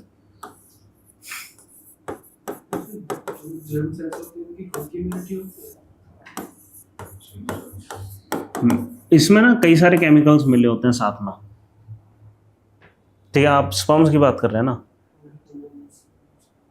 नहीं, ओम तो बॉडी के अंदर है, बट जो एक्सटर्नल एनवायरनमेंट के साथ कांटेक्ट में आ रहे हैं वो स्पर्म्स हैं, ठीक है। और वो कई सारे केमिकल्स के साथ जाते हैं अपने प्रोटेक्शन के लिए, ठीक है। तो हाँ, एक्टिव इम्यूनिटी क्या है कि हमने एक्टिवली खुद ये इम्यूनिटी प्रोड्यूस करवाने की कोशिश करी है। और किस तरीके से हम ये करेंगे, यहाँ पे आता है रोल ऑफ वैक्सीन्स, ठीक है। कि इस तरीके से हमने इम्यूनिटी डेवलप करी। किसे टारगेट करती है इम्यूनिटी के लिए? हम कुछ टारगेट ही नहीं कर रहे, हम खुद से इन्फेक्शन दे दे रहे हैं बॉडी को सेफली, खुद से इन्फेक्शन दे दे रहे हैं। हम उसी वायरस को या तो मार कर दे रहे हैं, ठीक है, या उसका नेचर चेंज करके उसको डी नेचर करके दे रहे हैं, वीकन करके दे रहे हैं। हम वायरस ही दे रहे हैं, वही वो डीएनए मटेरियल अपने आप ही हो गया। पोलियो में बोलते हैं कि उसी का डेड वायरस हाँ जाता है। हाँ, नहीं, हम एक्चुअली डेड नहीं डाल रहे थे। जो ओरल वाली पोलियो वैक्सीन है उसमें डेड नहीं होता, उसमें एट्यूनेटेड होता है। जो इंजेक्टेबल पोलियो वायरस आईपीवी वाली वैक्सीन है उसमें डेड वायरस होता है। डेड वायरस क्या होता है? डेड वायरस ये है कि जैसे नहीं, वो जो वायरस है, हाँ, एंटीबॉडीज को वो कैसे ट्रिगर करेगा कि मान लो उसके ऊपर सरफेस है, सरफेस के ऊपर कुछ प्रोटीन है ना। बॉडी को ये तो पता लग गया ना कि ये एक फॉरेन मटेरियल आया है, ठीक है। और कहाँ पर आ गया कि भाई हमारे पूरे लिम्फेटिक सिस्टम में आ गया, बॉडी फ्लूइड्स के अंदर ये फॉरेन एलिमेंट आ चुका है। इस एलिमेंट का क्या करना है, इसको कैसे करेंगे, वो इसकी पहचान कर लेगा एटलीस्ट इनके सरफेस के प्रोटीन्स वगैरह की, ये सब, ठीक है। चाहे वो डेड भी हो, उसके अगेंस्ट एक्ट करना शुरू करेगा। हमारी बॉडी ऐसा नहीं है कि सिर्फ मतलब लाइव चीज़ों के अगेंस्ट एक्ट करती है, वो हर टाइप के सब्सटेंसेस के अगेंस्ट एक्ट करती है। बट सर उसी का लाइव वर्जन हमारी बॉडी के अंदर पहले से ही, तो उसे पता नहीं लगेगा कि नहीं, अगर पहले से है तो फिर हमें वैक्सीन नहीं देनी होती, फिर हमें कुछ नहीं करना, फिर बॉडी को लड़ने दो, फिर पैसिव इम्यूनिटी है। उसका नेचर चेंज हो जाएगा। इसलिए क्या है कि पोलियो अब फैल रहा है, फिर मतलब वैसे नहीं फैल रहा, वैसे तो पोलियो कंट्रोल्ड है, बट वैक्सीन डिराइव्ड पोलियो एक नए किस्म का पोलियो वैरायटी है जो फैल रहा है। पहले बॉडी को बता देते हैं कि इससे रेजिस्टेंस बस हमने करा क्या कि वैक्सीन का सिर्फ एक ही बेसिक है, क्या कि हमने वायरस का ही एक फॉर्म दे दिया उसको डीनेचर करके कि वो अब हार्मफुल ना रहे। हमने खुद को इन्फेक्ट तो कर लिया बट वो हार्मफुल तरीके से इन्फेक्ट नहीं करा, है ना, और वो हो जाएगा। तो क्या है कि जैसे अगर मान लो हमने कोविड की वैक्सीन ली, कई केसेस में कोविड का ही वायरस होगा जो हम ले रहे हैं, ठीक है, बट वो हमारे सेंसेस के साथ वो चीज़ें नहीं करेगा जो कोविड का वायरस कर रहा था, ठीक है। लेकिन फिर भी वैक्सीन लेने के बाद आप बीमार फिर भी पड़ सकते हो, वो अलग चीज़ है, वो उसको कहते हैं एनाफिलेक्टिक शॉक, ठीक है। वो क्या होता है कि बॉडी एकदम से फॉरेन पार्टिकल्स को डिटेक्ट करती है, उसके अगेंस्ट एक्ट करने की कोशिश करती है, उसको एनर्जी चाहिए, तो इस वजह से इन्फ्लेमेशन वगैरह होता है, वो दूसरी चीज़ है। अब वो अभी उन्होंने न्यूज़ आर्टिकल दिया तो था एक कि कैंसर के लिए भी हम ये ट्राई कर रहे हैं, यही था ना? कौन सा immunotherapy? हाँ, इम्यूनोथेरेपी। तो यही तो, ये हमारा इम्यून सिस्टम है। तो किसी तरीके से हम इसी को करके कुछ करने की कोशिश कर रहे हैं, बट पता नहीं कितना सही। मतलब आप ये सोचो ना, ये कितनी जल्दी ऑटो इम्यून बन सकता है। हमारे ही सेल को हमारी बॉडी फौरन डिटेक्ट कर रही है। आप समझ रहे हो? उसका नीचे चेंज करके उसको डाल। हाँ, मतलब बहुत ही ज़्यादा स्पेसिफिक होकर हमें डालना पड़ेगा, वरना हाँ बहुत प्रिकॉशन के साथ। क्योंकि फिर अगर हमने ऐसा मान लो कुछ बना दिया, ऐसी एंटीबॉडी क्रिएट कर दी और ये एंटीबॉडी गलती से एनवायरनमेंट में पहुंच गई तो खतरनाक है ये।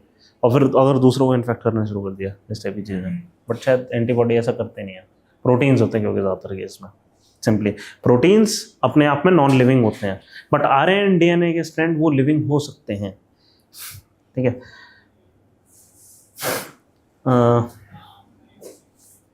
ठीक है, तो एक्टिव इम्यूनिटी दो तरीके से आती हैं। क्या कि यहाँ पे ना एक्चुअली वैक्सीन यहाँ से हम हटा देते हैं, या तो वैक्सीन से, ठीक है, या फिर यू आर इन्फेक्टेड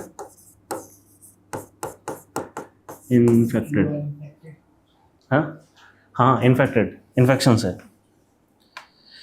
ठीक है, antibodies developed in response to infection, these are antibody developed in response to vaccines.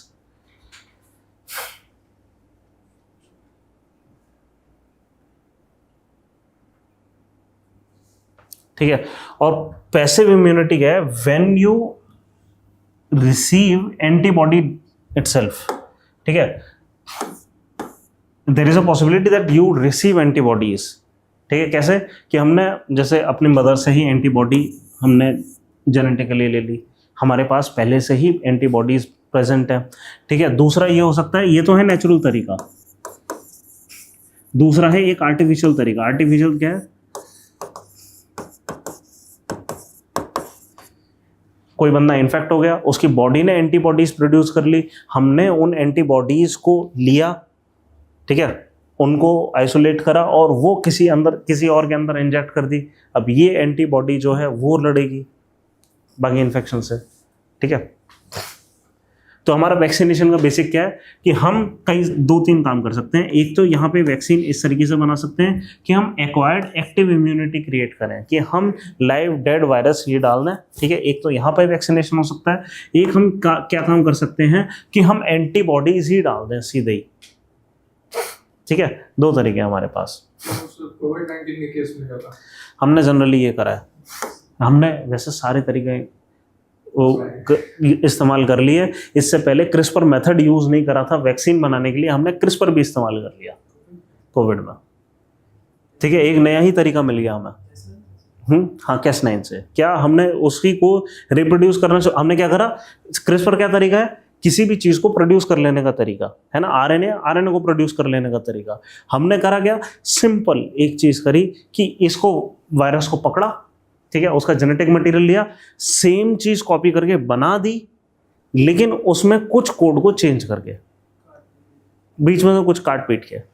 ठीक है, और क्रिस्पर से हमारा पूरा वो तैयार हो गया, एक वैक्सीन तैयार हो गई कि भाई अब क्रिस्पर से बनी है वैक्सीन, इसको इन्फेक्ट करते हैं लोगों को। ठीक है, तो क्रिस्पर बेस्ड वैक्सीन भी हमारे पास आ गए। ठीक है, इसके अलावा एक और इम्यूनिटी होती है जो कि इन सारी चीजों से अलग है। मतलब ये तो इंडिविजुअल के अंदर क्या हो रहा है, इंडिविजुअल के बाहर क्या हो रहा है, तो भी एक इम्यूनिटी होती है, उसको कहते हैं हर्ड इम्यूनिटी। और एक बार मैं पहले आपको इसके बारे में थोड़ा सा बता चुका हूं, क्या कि अगर ये सोसाइटी है हमारी और यहाँ पे कुछ इंडिविजुअल्स हैं, ठीक है, और इनमें से कई सारे तो इन्फेक्ट हो चुके हैं पहले ही, तो इनके अंदर इम्यूनिटी आ चुकी है ना, और कुछ लोगों को हमने वैक्सीन दे दी थी। सबको कोरोना वायरस दे रहे थे, हाँ, सब खुद इन्फेक्ट कर जी ताकि वो असली वायरस है। जी, एग्जैक्टली। प्रोपेगेंडा था। ठीक है, तो होगा क्या कि अब इस बंदे से ये बंदा इन्फेक्ट नहीं होगा, है ना। इस चीज को कहते हैं हर्ड इम्यूनिटी। हमने क्या करा, इतने लोगों सोसाइटी के अंदर, इतने लोगों के अंदर एंटीबॉडीज डेवलप हो गई कि अब फर्दर इन्फेक्शन का प्रोपगेशन ट्रांसमिशन पॉसिबल नहीं है। ठीक है, इसको क्या बोलते हैं, हर्ड इम्यूनिटी। ठीक है, क्या इनकी डेफिनेशन हम लिखना चाहिए? अच्छा एक बात बताओ, क्या आपके नोट्स आ गए हैं? प्लेटफॉर्म पे चेक करो।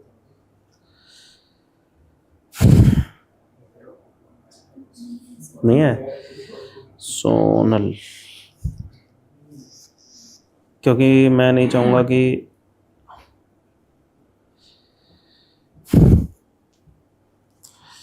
हर चीज लिखवानी पड़े, नोट्स में है ज्यादातर चीजें तो।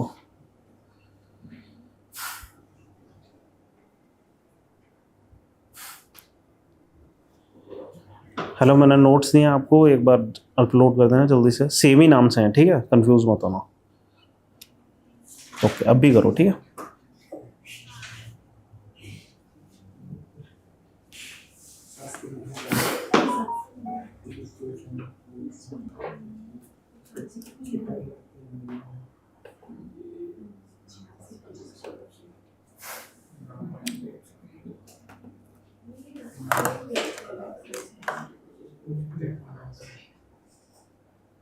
ठीक है, अब जैसे दो तीन टाइप की हमारी वैक्सीन की टेक्नोलॉजीज हैं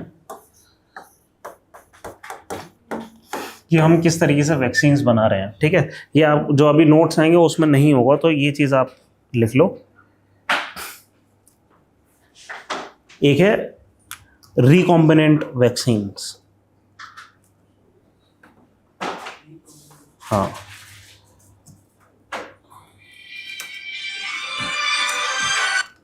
हेलो,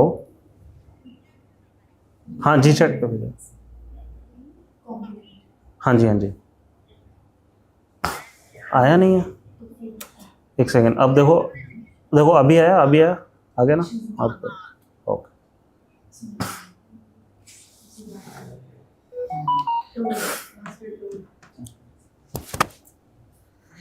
ठीक है। रिकॉम्बिनेंट वैक्सीन्स क्या करती हैं?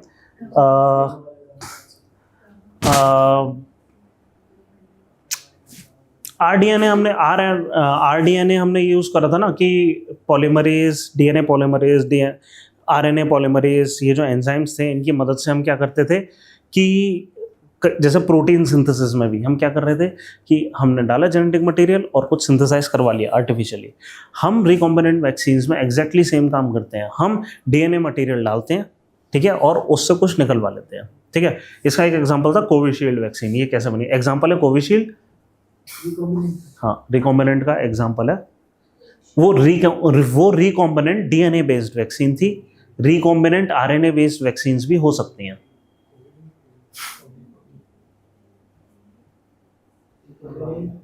हाँ, अब ये होता क्या है, लिखो कि a small piece of DNA pathogen, piece of DNA pathogen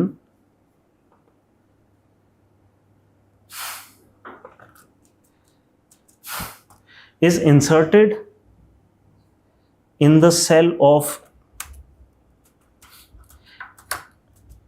an organism। इस केस में कोविशील्ड में हमने बैक्टीरिया में डाला था कोविशील्ड बनाने के लिए। inserted in an organism to produce a similar antigen,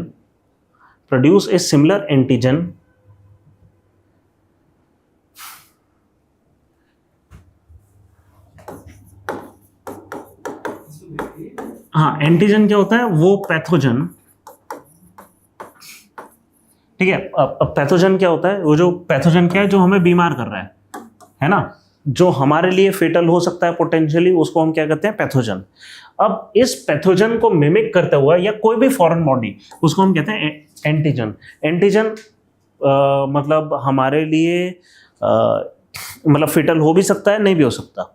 जैसे वैक्सीन है, वैक्सीन भी क्या है? एक किस्म का एंटीजन हम बनाने की कोशिश कर रहे हैं। ठीक है, तो क्या लिखवाया मैंने? To produce an antigen that stimulates immune response, ऐसा हमें कुछ करना है। हाँ, similar antigen that stimulates immune response.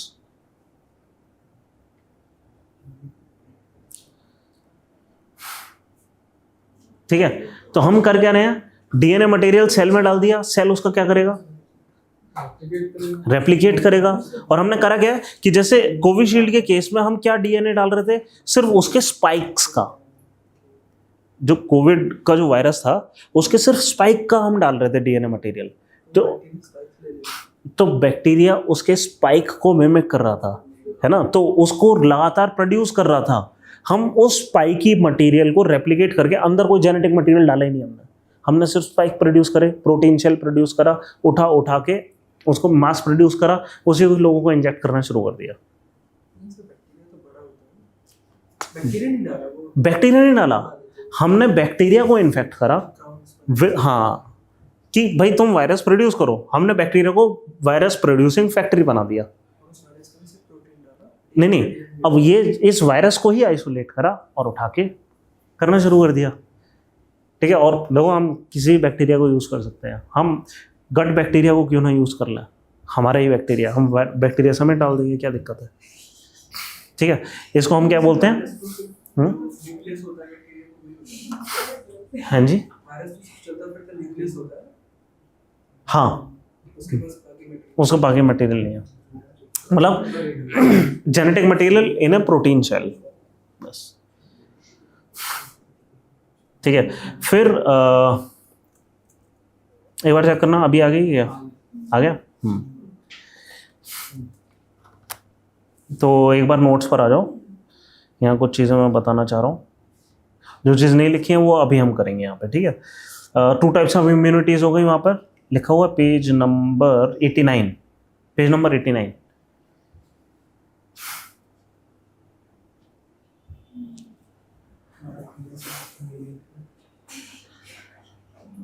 Two types of immunity हो गई, एक इनेट इम्यूनिटी जो कि एट बर्थ आ रही है ना।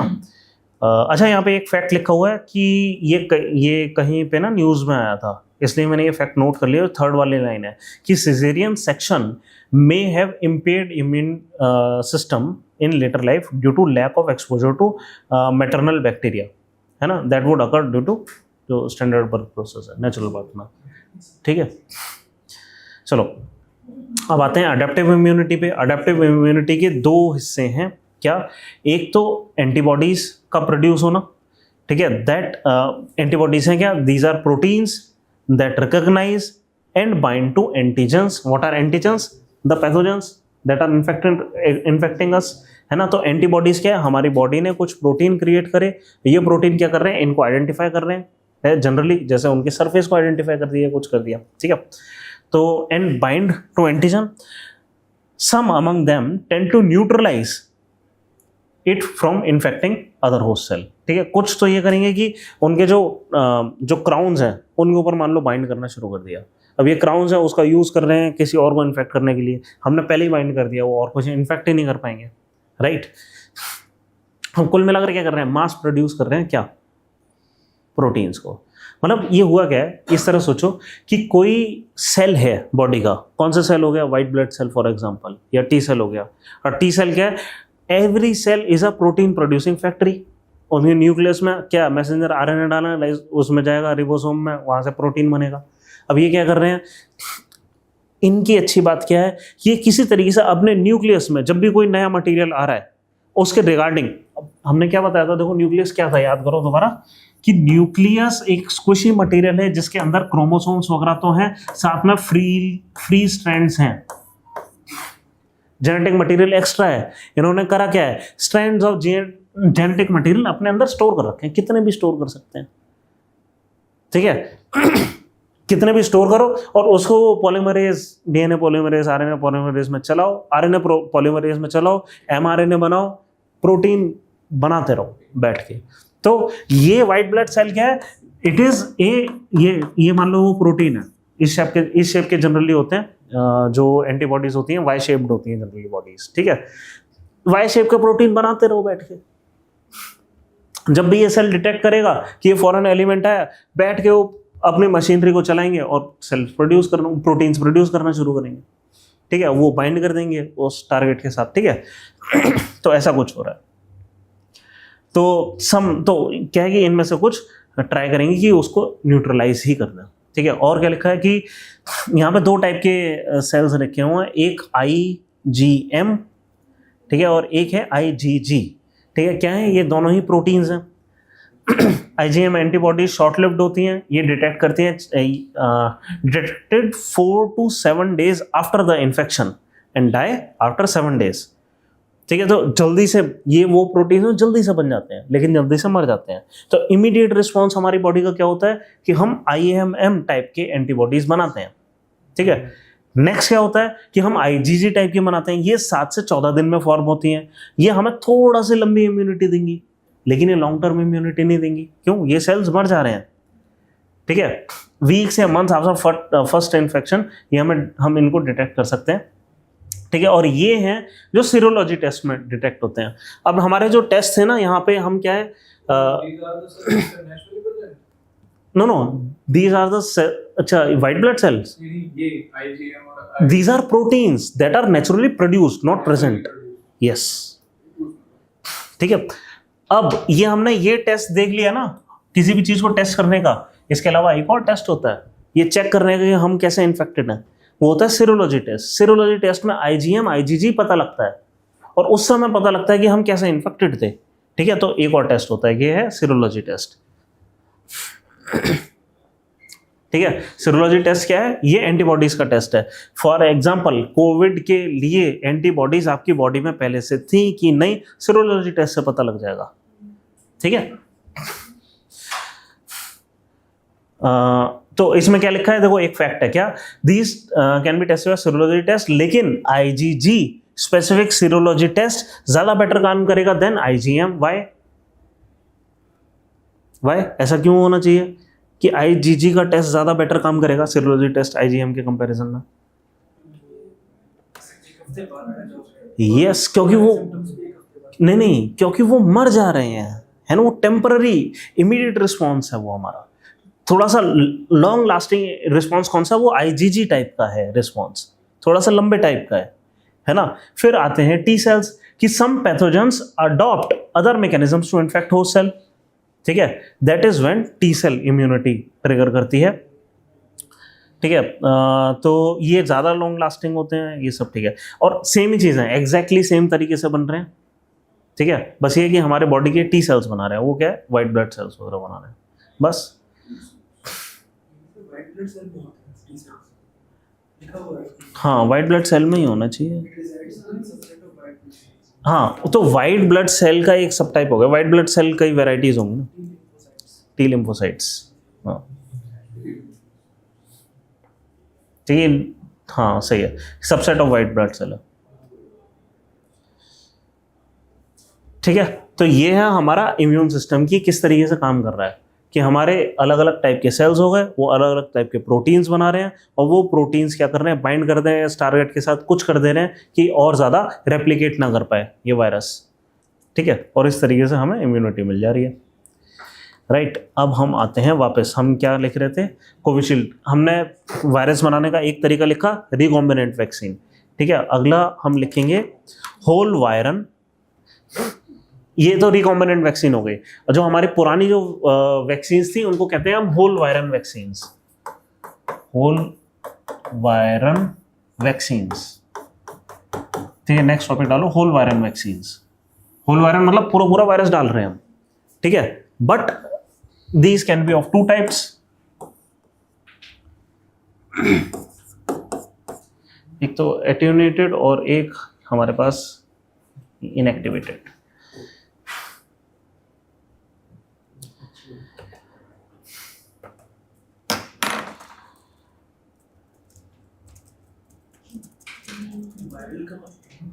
है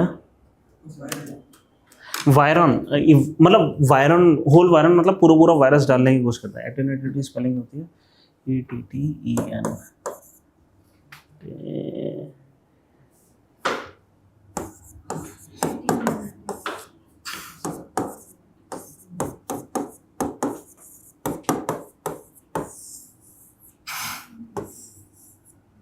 ठीक है। तो हमारे इनएक्टिवेटेड मतलब कि हमने मार ही दिया है, ठीक है। और मतलब डेड वायरस है, हाँ मतलब डेड का मतलब हमने उसका नेचर खत्म कर दिया, मान लो डीएनए मटेरियल ही नहीं छोड़ा कुछ, हाँ कुछ कर दिया कि मतलब वो वायरस एक्चुअली बचा ही नहीं है, हमने बस वायरस के कुछ सिस्टम्स को मिमिक करा हुआ है, ठीक है, वायरस एक्चुअली बचा नहीं है यहाँ पर क्या है, वायरस बचा हुआ है, उसमें कुछ एडिटिंग हमने कर दिया, उसका नेचर चेंज कर दिया, उसका जीन को एडिट करा है, या जीन को एडिट करा है, यहाँ जीन को खत्म करने की कोशिश करी है, हाँ ये वीकेंड है।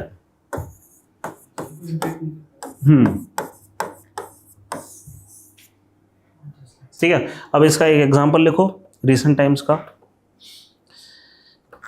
कि हमारा कोवैक्सिन जो था, for example Covaxin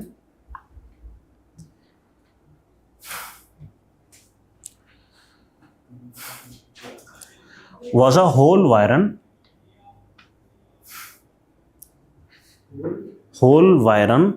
VIRON viron inactivated coronavirus vaccine, coronavirus vaccine,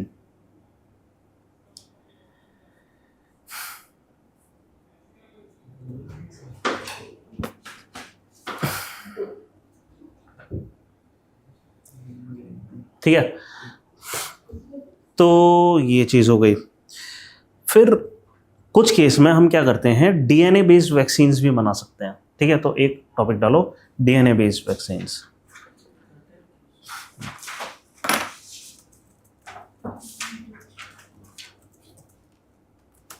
ज्यादातर हम क्या कर रहे हैं, आरएनए बेस्ड वैक्सीन बना रहे हैं।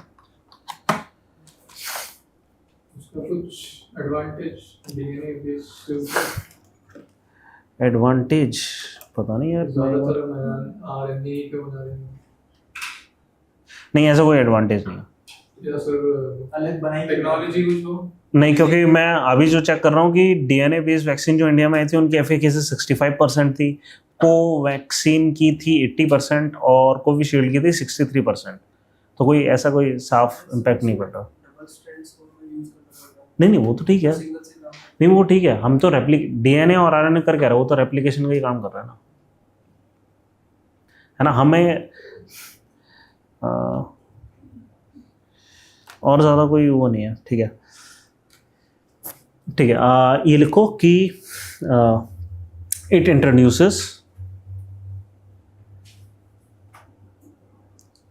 a DNA sequence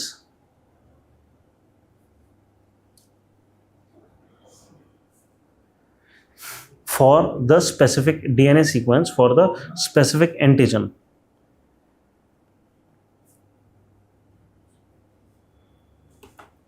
to trigger immune response.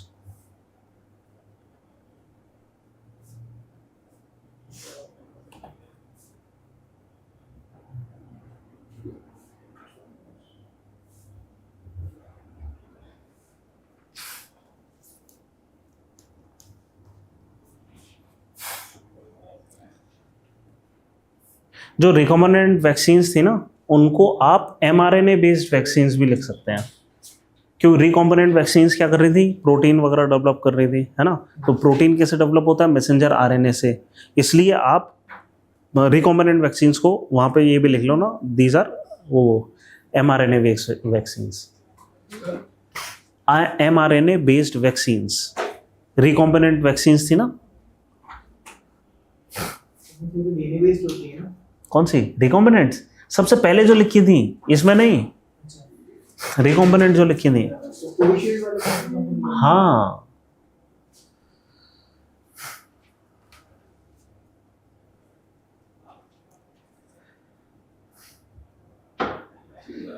ठीक है। अच्छा यहाँ पे ना वैक्सीन्स के बेसिक में ना कुछ एडिशनल टर्म, ये तो वैक्सीन्स बन गई, कैसे रिस्पॉन्स होगा वो हमने देख लिया। एक चीज़ अब वैक्सीन के अंदर जाता ही होगा क्या, ठीक है, तो यहाँ पे एक लिखो एनाफिलेक्टिक शॉक या सीवियर एलर्जिक रिएक्शन, या एलर्जिक रिएक्शन आप लिख सकते हैं, आफ्टर इफेक्ट लिख लो।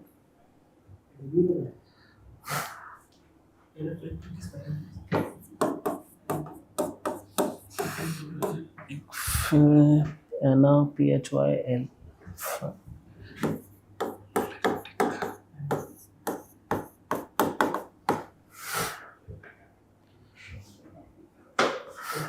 Severe allergic reaction.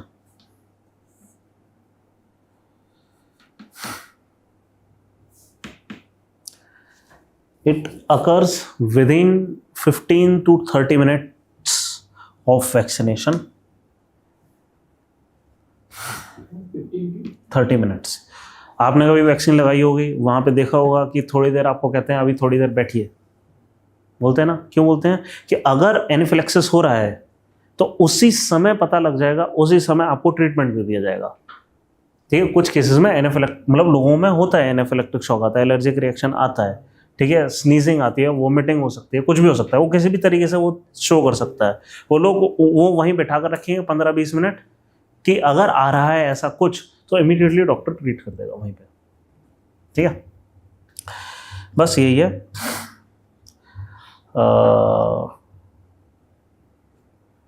ठीक है, ये हो गया। अब हम लिखते हैं stages of development of vaccine. ये इंपॉर्टेंट है क्योंकि जब कोविड आया था तब से स्टेजेस ऑफ डेवलपमेंट इंपॉर्टेंट हो गए कि वैक्सीन डेवलप कैसे होती है।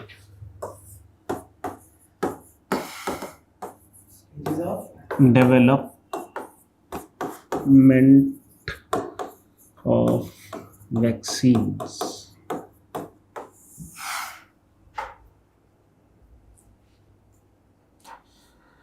ठीक है, स्टेज 1 लिखो, स्टेज 1 एंड 2 एक साथ लिखो। Stage 1 and 2। 1 को कहते हैं एक्सप्लोरेशन फेज एंड 2 को कहते हैं pre clinical phase. 1 and 2। Exploration क्या होता है? प्रूफ ऑफ कॉन्सेप्ट, सबसे पहले हमें ये देना होता है कि भाई ये वायरस आया है और हम ये वैक्सीन डेवलप करना चाह रहे हैं इस टेक्नोलॉजी से, कि रिकॉम्बिनेंट है, डीएनए टाइप है, लाइव एटेन्यूएटेड, क्या करना चाह रहे हैं, होल वायरन वैक्सीन है कि नहीं, या जैसे भी है, और उसको डेवलप करने का क्या तरीका होगा, थियोरेटिकल जो कुछ भी है वो बता देंगे। ठीक है, एक बार वो पास हो गया तो एक प्री क्लिनिकल फेज आता है, क्या कि आप वैक्सीन को डेवलप करेंगे।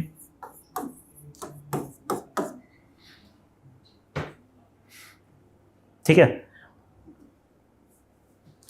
पर ये सिर्फ डेवलप करेंगे, किसी को देने की अनुमति नहीं मिल गई है ऐसा करके। ठीक है, ये 1 एंड 2 क्या है कि हम सिर्फ वैक्सीन को बना रहे हैं, इसका खाली मतलब लैब के अंदर प्रोडक्शन हो रहा है, ये सिर्फ लैब प्रोडक्शन फेज है। अप्रूवल लेना पड़ता है जी, एक बार आपने लैब प्रोडक्शन कर दिया, अब इसको इससे किसी को इन्फेक्ट करना है नहीं करना है, इसके लिए अप्रूवल मिलेगी। हाँ, ये वही चीज़ है। हाँ हाँ हाँ, ये वही चीज़ है। ठीक है, ये सिर्फ लैब के अंदर हमने डेवलप कर दी। फिर आते हैं स्टेज 3 पे, इसको कहते हैं क्लिनिकल डेवलपमेंट फेज।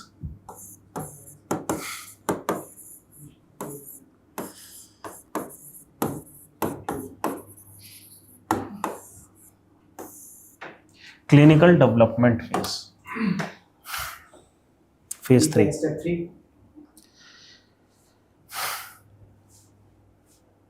ठीक है, एक सेकंड, मैं हर जगह फेज लिखवा रहा हूँ ना, फेज नहीं, एक्चुअली स्टेज लिखवाना था।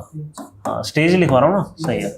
हाँ, क्योंकि इस स्टेज के अंदर, स्टेज 3 के अंदर 3 फेज होते हैं, फेज 1, फेज 2, फेज 3, ऐसे करके। ठीक है, फेज 1 में हम स्मॉल ग्रुप ऑफ पीपल को ट्रायल वैक्सीन मिलती है। हाँ जी, हाँ, नहीं, वो क्या है कि लैब के अंदर जो डेवलपमेंट फेज है ना, वहां पे हम कुछ कर चुके हैं चीज़ें। नहीं, अब देखो क्या है कि सीधा पीपल पे हमें देनी पड़ेगी, क्योंकि ज़्यादातर केसेस में क्या होगा, ड्रग के डेवलपमेंट में हम ये काम कर सकते हैं कि हमने चूहों को दे दी वैक्सीन। ठीक है, एंटीबायोटिक के उसमें भी हम ये कह सकते हैं कि हमने चूहों को दे दी वैक्सीन नहीं, वो ड्रग है नॉर्मल। वैक्सीन क्या है, वो इम्पैक्ट ही ह्यूमंस को कर रहा है, हम चिंपैंजी पे ट्रायल कैसे करेंगे, आप समझ रहे हैं। तो वैक्सीन, हम स्पेसिफिकली वैक्सीन के डेवलपमेंट के लिए बात कर रहे हैं इसलिए। ठीक है, एक स्मॉल ट्रायल ग्रुप बनेगा जहाँ पे ट्रायल वैक्सीन दी जाएगी। ठीक है, सेकेंड फेज में एक्सपेंडेड टू अच्छा ये हो गया ट्रायल वैक्सीन, ठीक है। और ये चेक करेंगे कि एंटीबॉडीज बन रही है कि नहीं। ह्यूमन राइट्स की होती है। चाइना भी होता है, ठीक है। मैंने सर अपना वायरस टेस्ट किया था ना।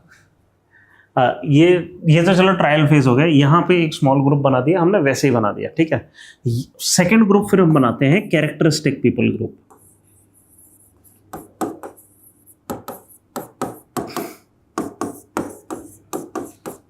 कैरेक्टरिस्टिक पीपल कैसे, जैसे कोविड के लिए कैरेक्टरिस्टिक पीपल ग्रुप था old age and people with comorbidities, ठीक है। कि जहाँ पे ये जो ये थी जो वायरस है वो सबसे ज़्यादा इम्पैक्ट कर रहा था। अब क्या है कि ये जो वैक्सीन है ये भी किसी तरीके से एनाफिलेक्टिक शॉक वगैरह देगी या कुछ देगी, किसी तरीके से बीमार कर सकती है वो, है ना। क्योंकि वो बीमार कर सकती है तो हम पहली बार में कैरेक्टरिस्टिक पीपल को नहीं देंगे, बट हमें चेक किस पे करना है, कैरेक्टरिस्टिक पीपल पे चेक करना है ये, ठीक है। वहाँ का डेटा पहले चाहिए, ठीक है। एक बार ये चीज़ हो गई उसके बाद हम थाउजेंड्स ऑफ पीपल पे ओपन ट्रायल करेंगे।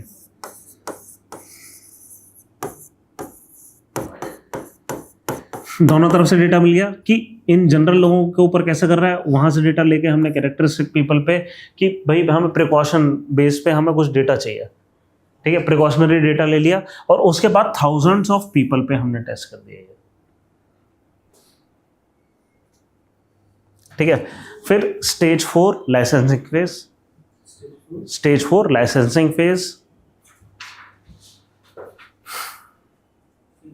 हाँ फेज, हाँ लाइसेंसिंग स्टेज, स्टेज लिख लो, स्टेज 4 लाइसेंसिंग स्टेज, ठीक है। अप्रूव करा जाता है बाय फॉर लाइसेंसिंग, ठीक है। और फिर stage 5 production phase, stage 5 production stage,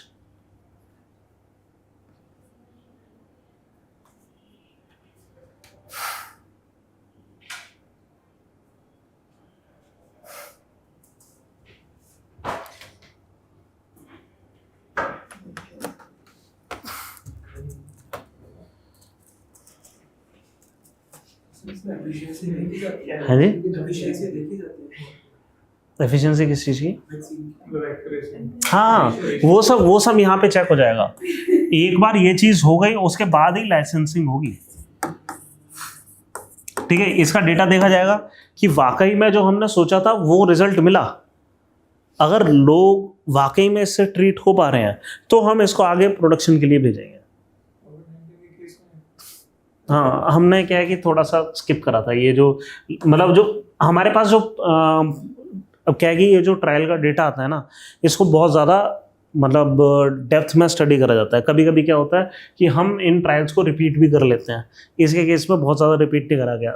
अगर प्रिलिमिनरी डेटा हमें कह रहा है कि ये ठीक है तो हमने माना कि फ़िलहाल टाइम की मतलब रिक्वायरमेंट है, अर्जेंसी है, तो हमने थोड़ा सा स्किप कर दिया। हमने कोई रिपीटिशन नहीं करा एक बार में। ऐसा इसका मतलब ये नहीं सबको मुफ्त में लाइसेंस दिया है ना। एक कैडिला हेल्थ केयर की एक वैक्सीन थी उसको दिया ही नहीं लाइसेंस, वो प्रोडक्शन में नहीं आने दिया। हाँ तो इंडिया ने भी बांटी है। कोविशील्ड की 63% थी, कोवैक्सीन की 80% है। हमने दोनों लगवाई है। क्या ऐसा कर सकते हैं? क्या हम कर सकते थे ऐसा?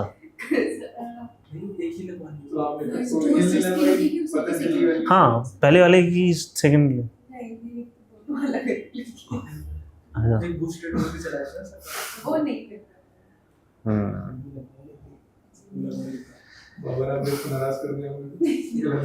चलो ठीक है।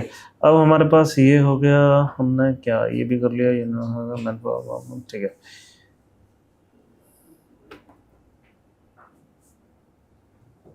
पिछले साल का उसको पढ़ना चाहिए इस पे क्या क्या बोलते हैं उसे, नोबेल प्राइज वो भी तो सर इसी को था ना, mRNA in the making of vaccine. पिछले साल वाला? पिछले साल अच्छा 2023 और Katalin Kariko development of RNA vaccine for Covid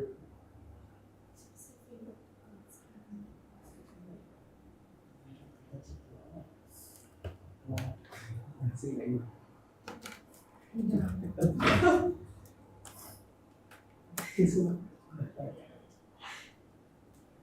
यार मुझे लगी अच्छा, पर ये ना कोई नई टेक्नोलॉजी नहीं है, mRNA बेस्ड वैक्सीन ही तो बनाई है इन्होंने। mRNA बेस्ड वैक्सीन पहले से नहीं थी क्या? रिकॉम्बिनेंट वेक्टर हमने यूज करा।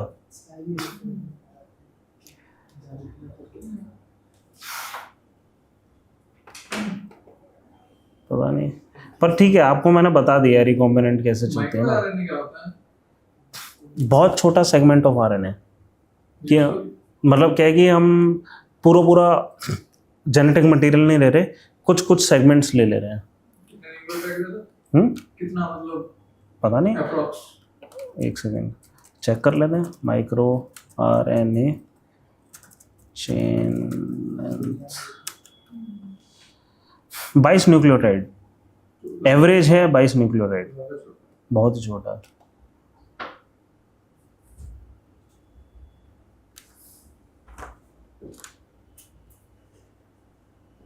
ठीक है, ओके। mRNA बेस्ड वैक्सीन है।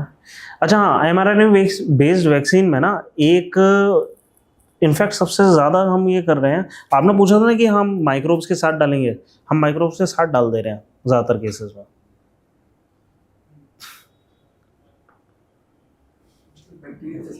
हाँ चलो, बस ठीक है, चलो खैर इसके तो मैं नोट्स बना कर दे दूँगा। अब मेरे को ये लग रहा है, वैसे टाइम हो गया, मैं चाह रहा था कि ड्रग से रिलेटेड हम वो कर लें।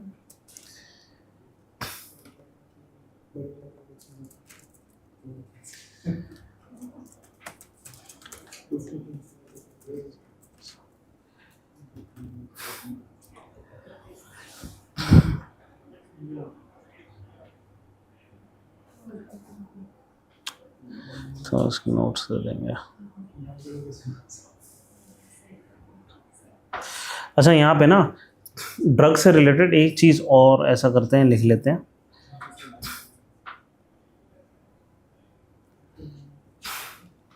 ठीक है, और ये हम कर रहे हैं पेटेंट एक्ट से रिलेटेड, पेटेंट्स। ठीक है, पेटेंट्स के बारे में लिखो कि अब क्या है कि जैसे ड्रग्स या वैक्सीन हमने डेवलप कर ली, ये सब पेटेंट एक्ट द्वारा कर जाएंगी, क्या कहते हैं, गवर्न। ठीक है, और पेटेंट एक्ट करता क्या है कि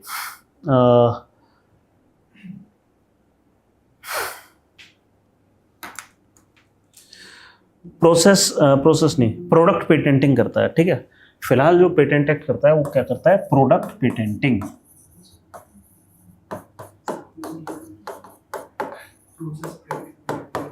ठीक है, नॉट प्रोसेस पेटेंटिंग, वो पहले करता था। ये कब से कर रहा है, ये 2008 से कर रहा है ना, 2008 से कर रहा है ये। प्रोसेस बनाने का जो प्रोसेस है उसी को ही पेटेंट करना है।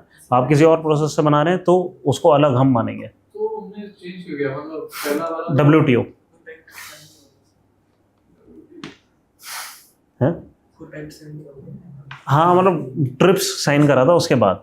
ठीक है, मतलब उससे पहले हमने क्या कर दिया, वो जो 2008 से पहले हैं हम pharmacy of the world, WTO से क्या प्रॉब्लम थी? कि वो कह रहे हैं कि भाई हमने ये चीज़ बना, वो उन्होंने trade related aspects of intellectual property right, trips एक एग्रीमेंट है अंडर WTO, उसमें वहाँ की कंपनियां ये कहती हैं भाई हमने इतनी मेहनत करके बनाया, इतना रिसर्च पे पैसा लगाया, तुम उठाकर उसको कोई तरीके से बनाकर और फिर बायसनेस होगी ना उनके फेवर में फिर। हाँ, बट ये है ना, किसी ने रिसर्च करके वो बनाया, हम रिसर्च करके बना लेते हैं। ठीक है, अब उस समय बात ये करी थी, हमारी सरकार ने कहा कि भाई हम ये चीज़ हटा रहे हैं, इसकी जगह हम रिसर्च पे पैसा लगाएंगे। हटा तो दिया, रिसर्च में पैसा आया नहीं। 2008। ठीक है, नहीं बात वो नहीं है, रिसर्च में पैसा आज भी नहीं आया। जीडीपी का शायद 0.5 हाँ, हम रिसर्च के लिए अलग से, मतलब लास्ट में नेशनल साइंस पॉलिसी वगैरह करेंगे। ठीक है, अच्छा चलो ऐसा है ना, मैं इसका वो ही देता हूँ आपको, नोट्स ही देता हूँ, इनको क्लास करने देते हैं, हम आगे करेंगे फिजिक्स है। हाँ मेरे को लगा नहीं था, मेरे को लगा कि नहीं होगी तो टाइम खाएंगे, बट नहीं खा सकते।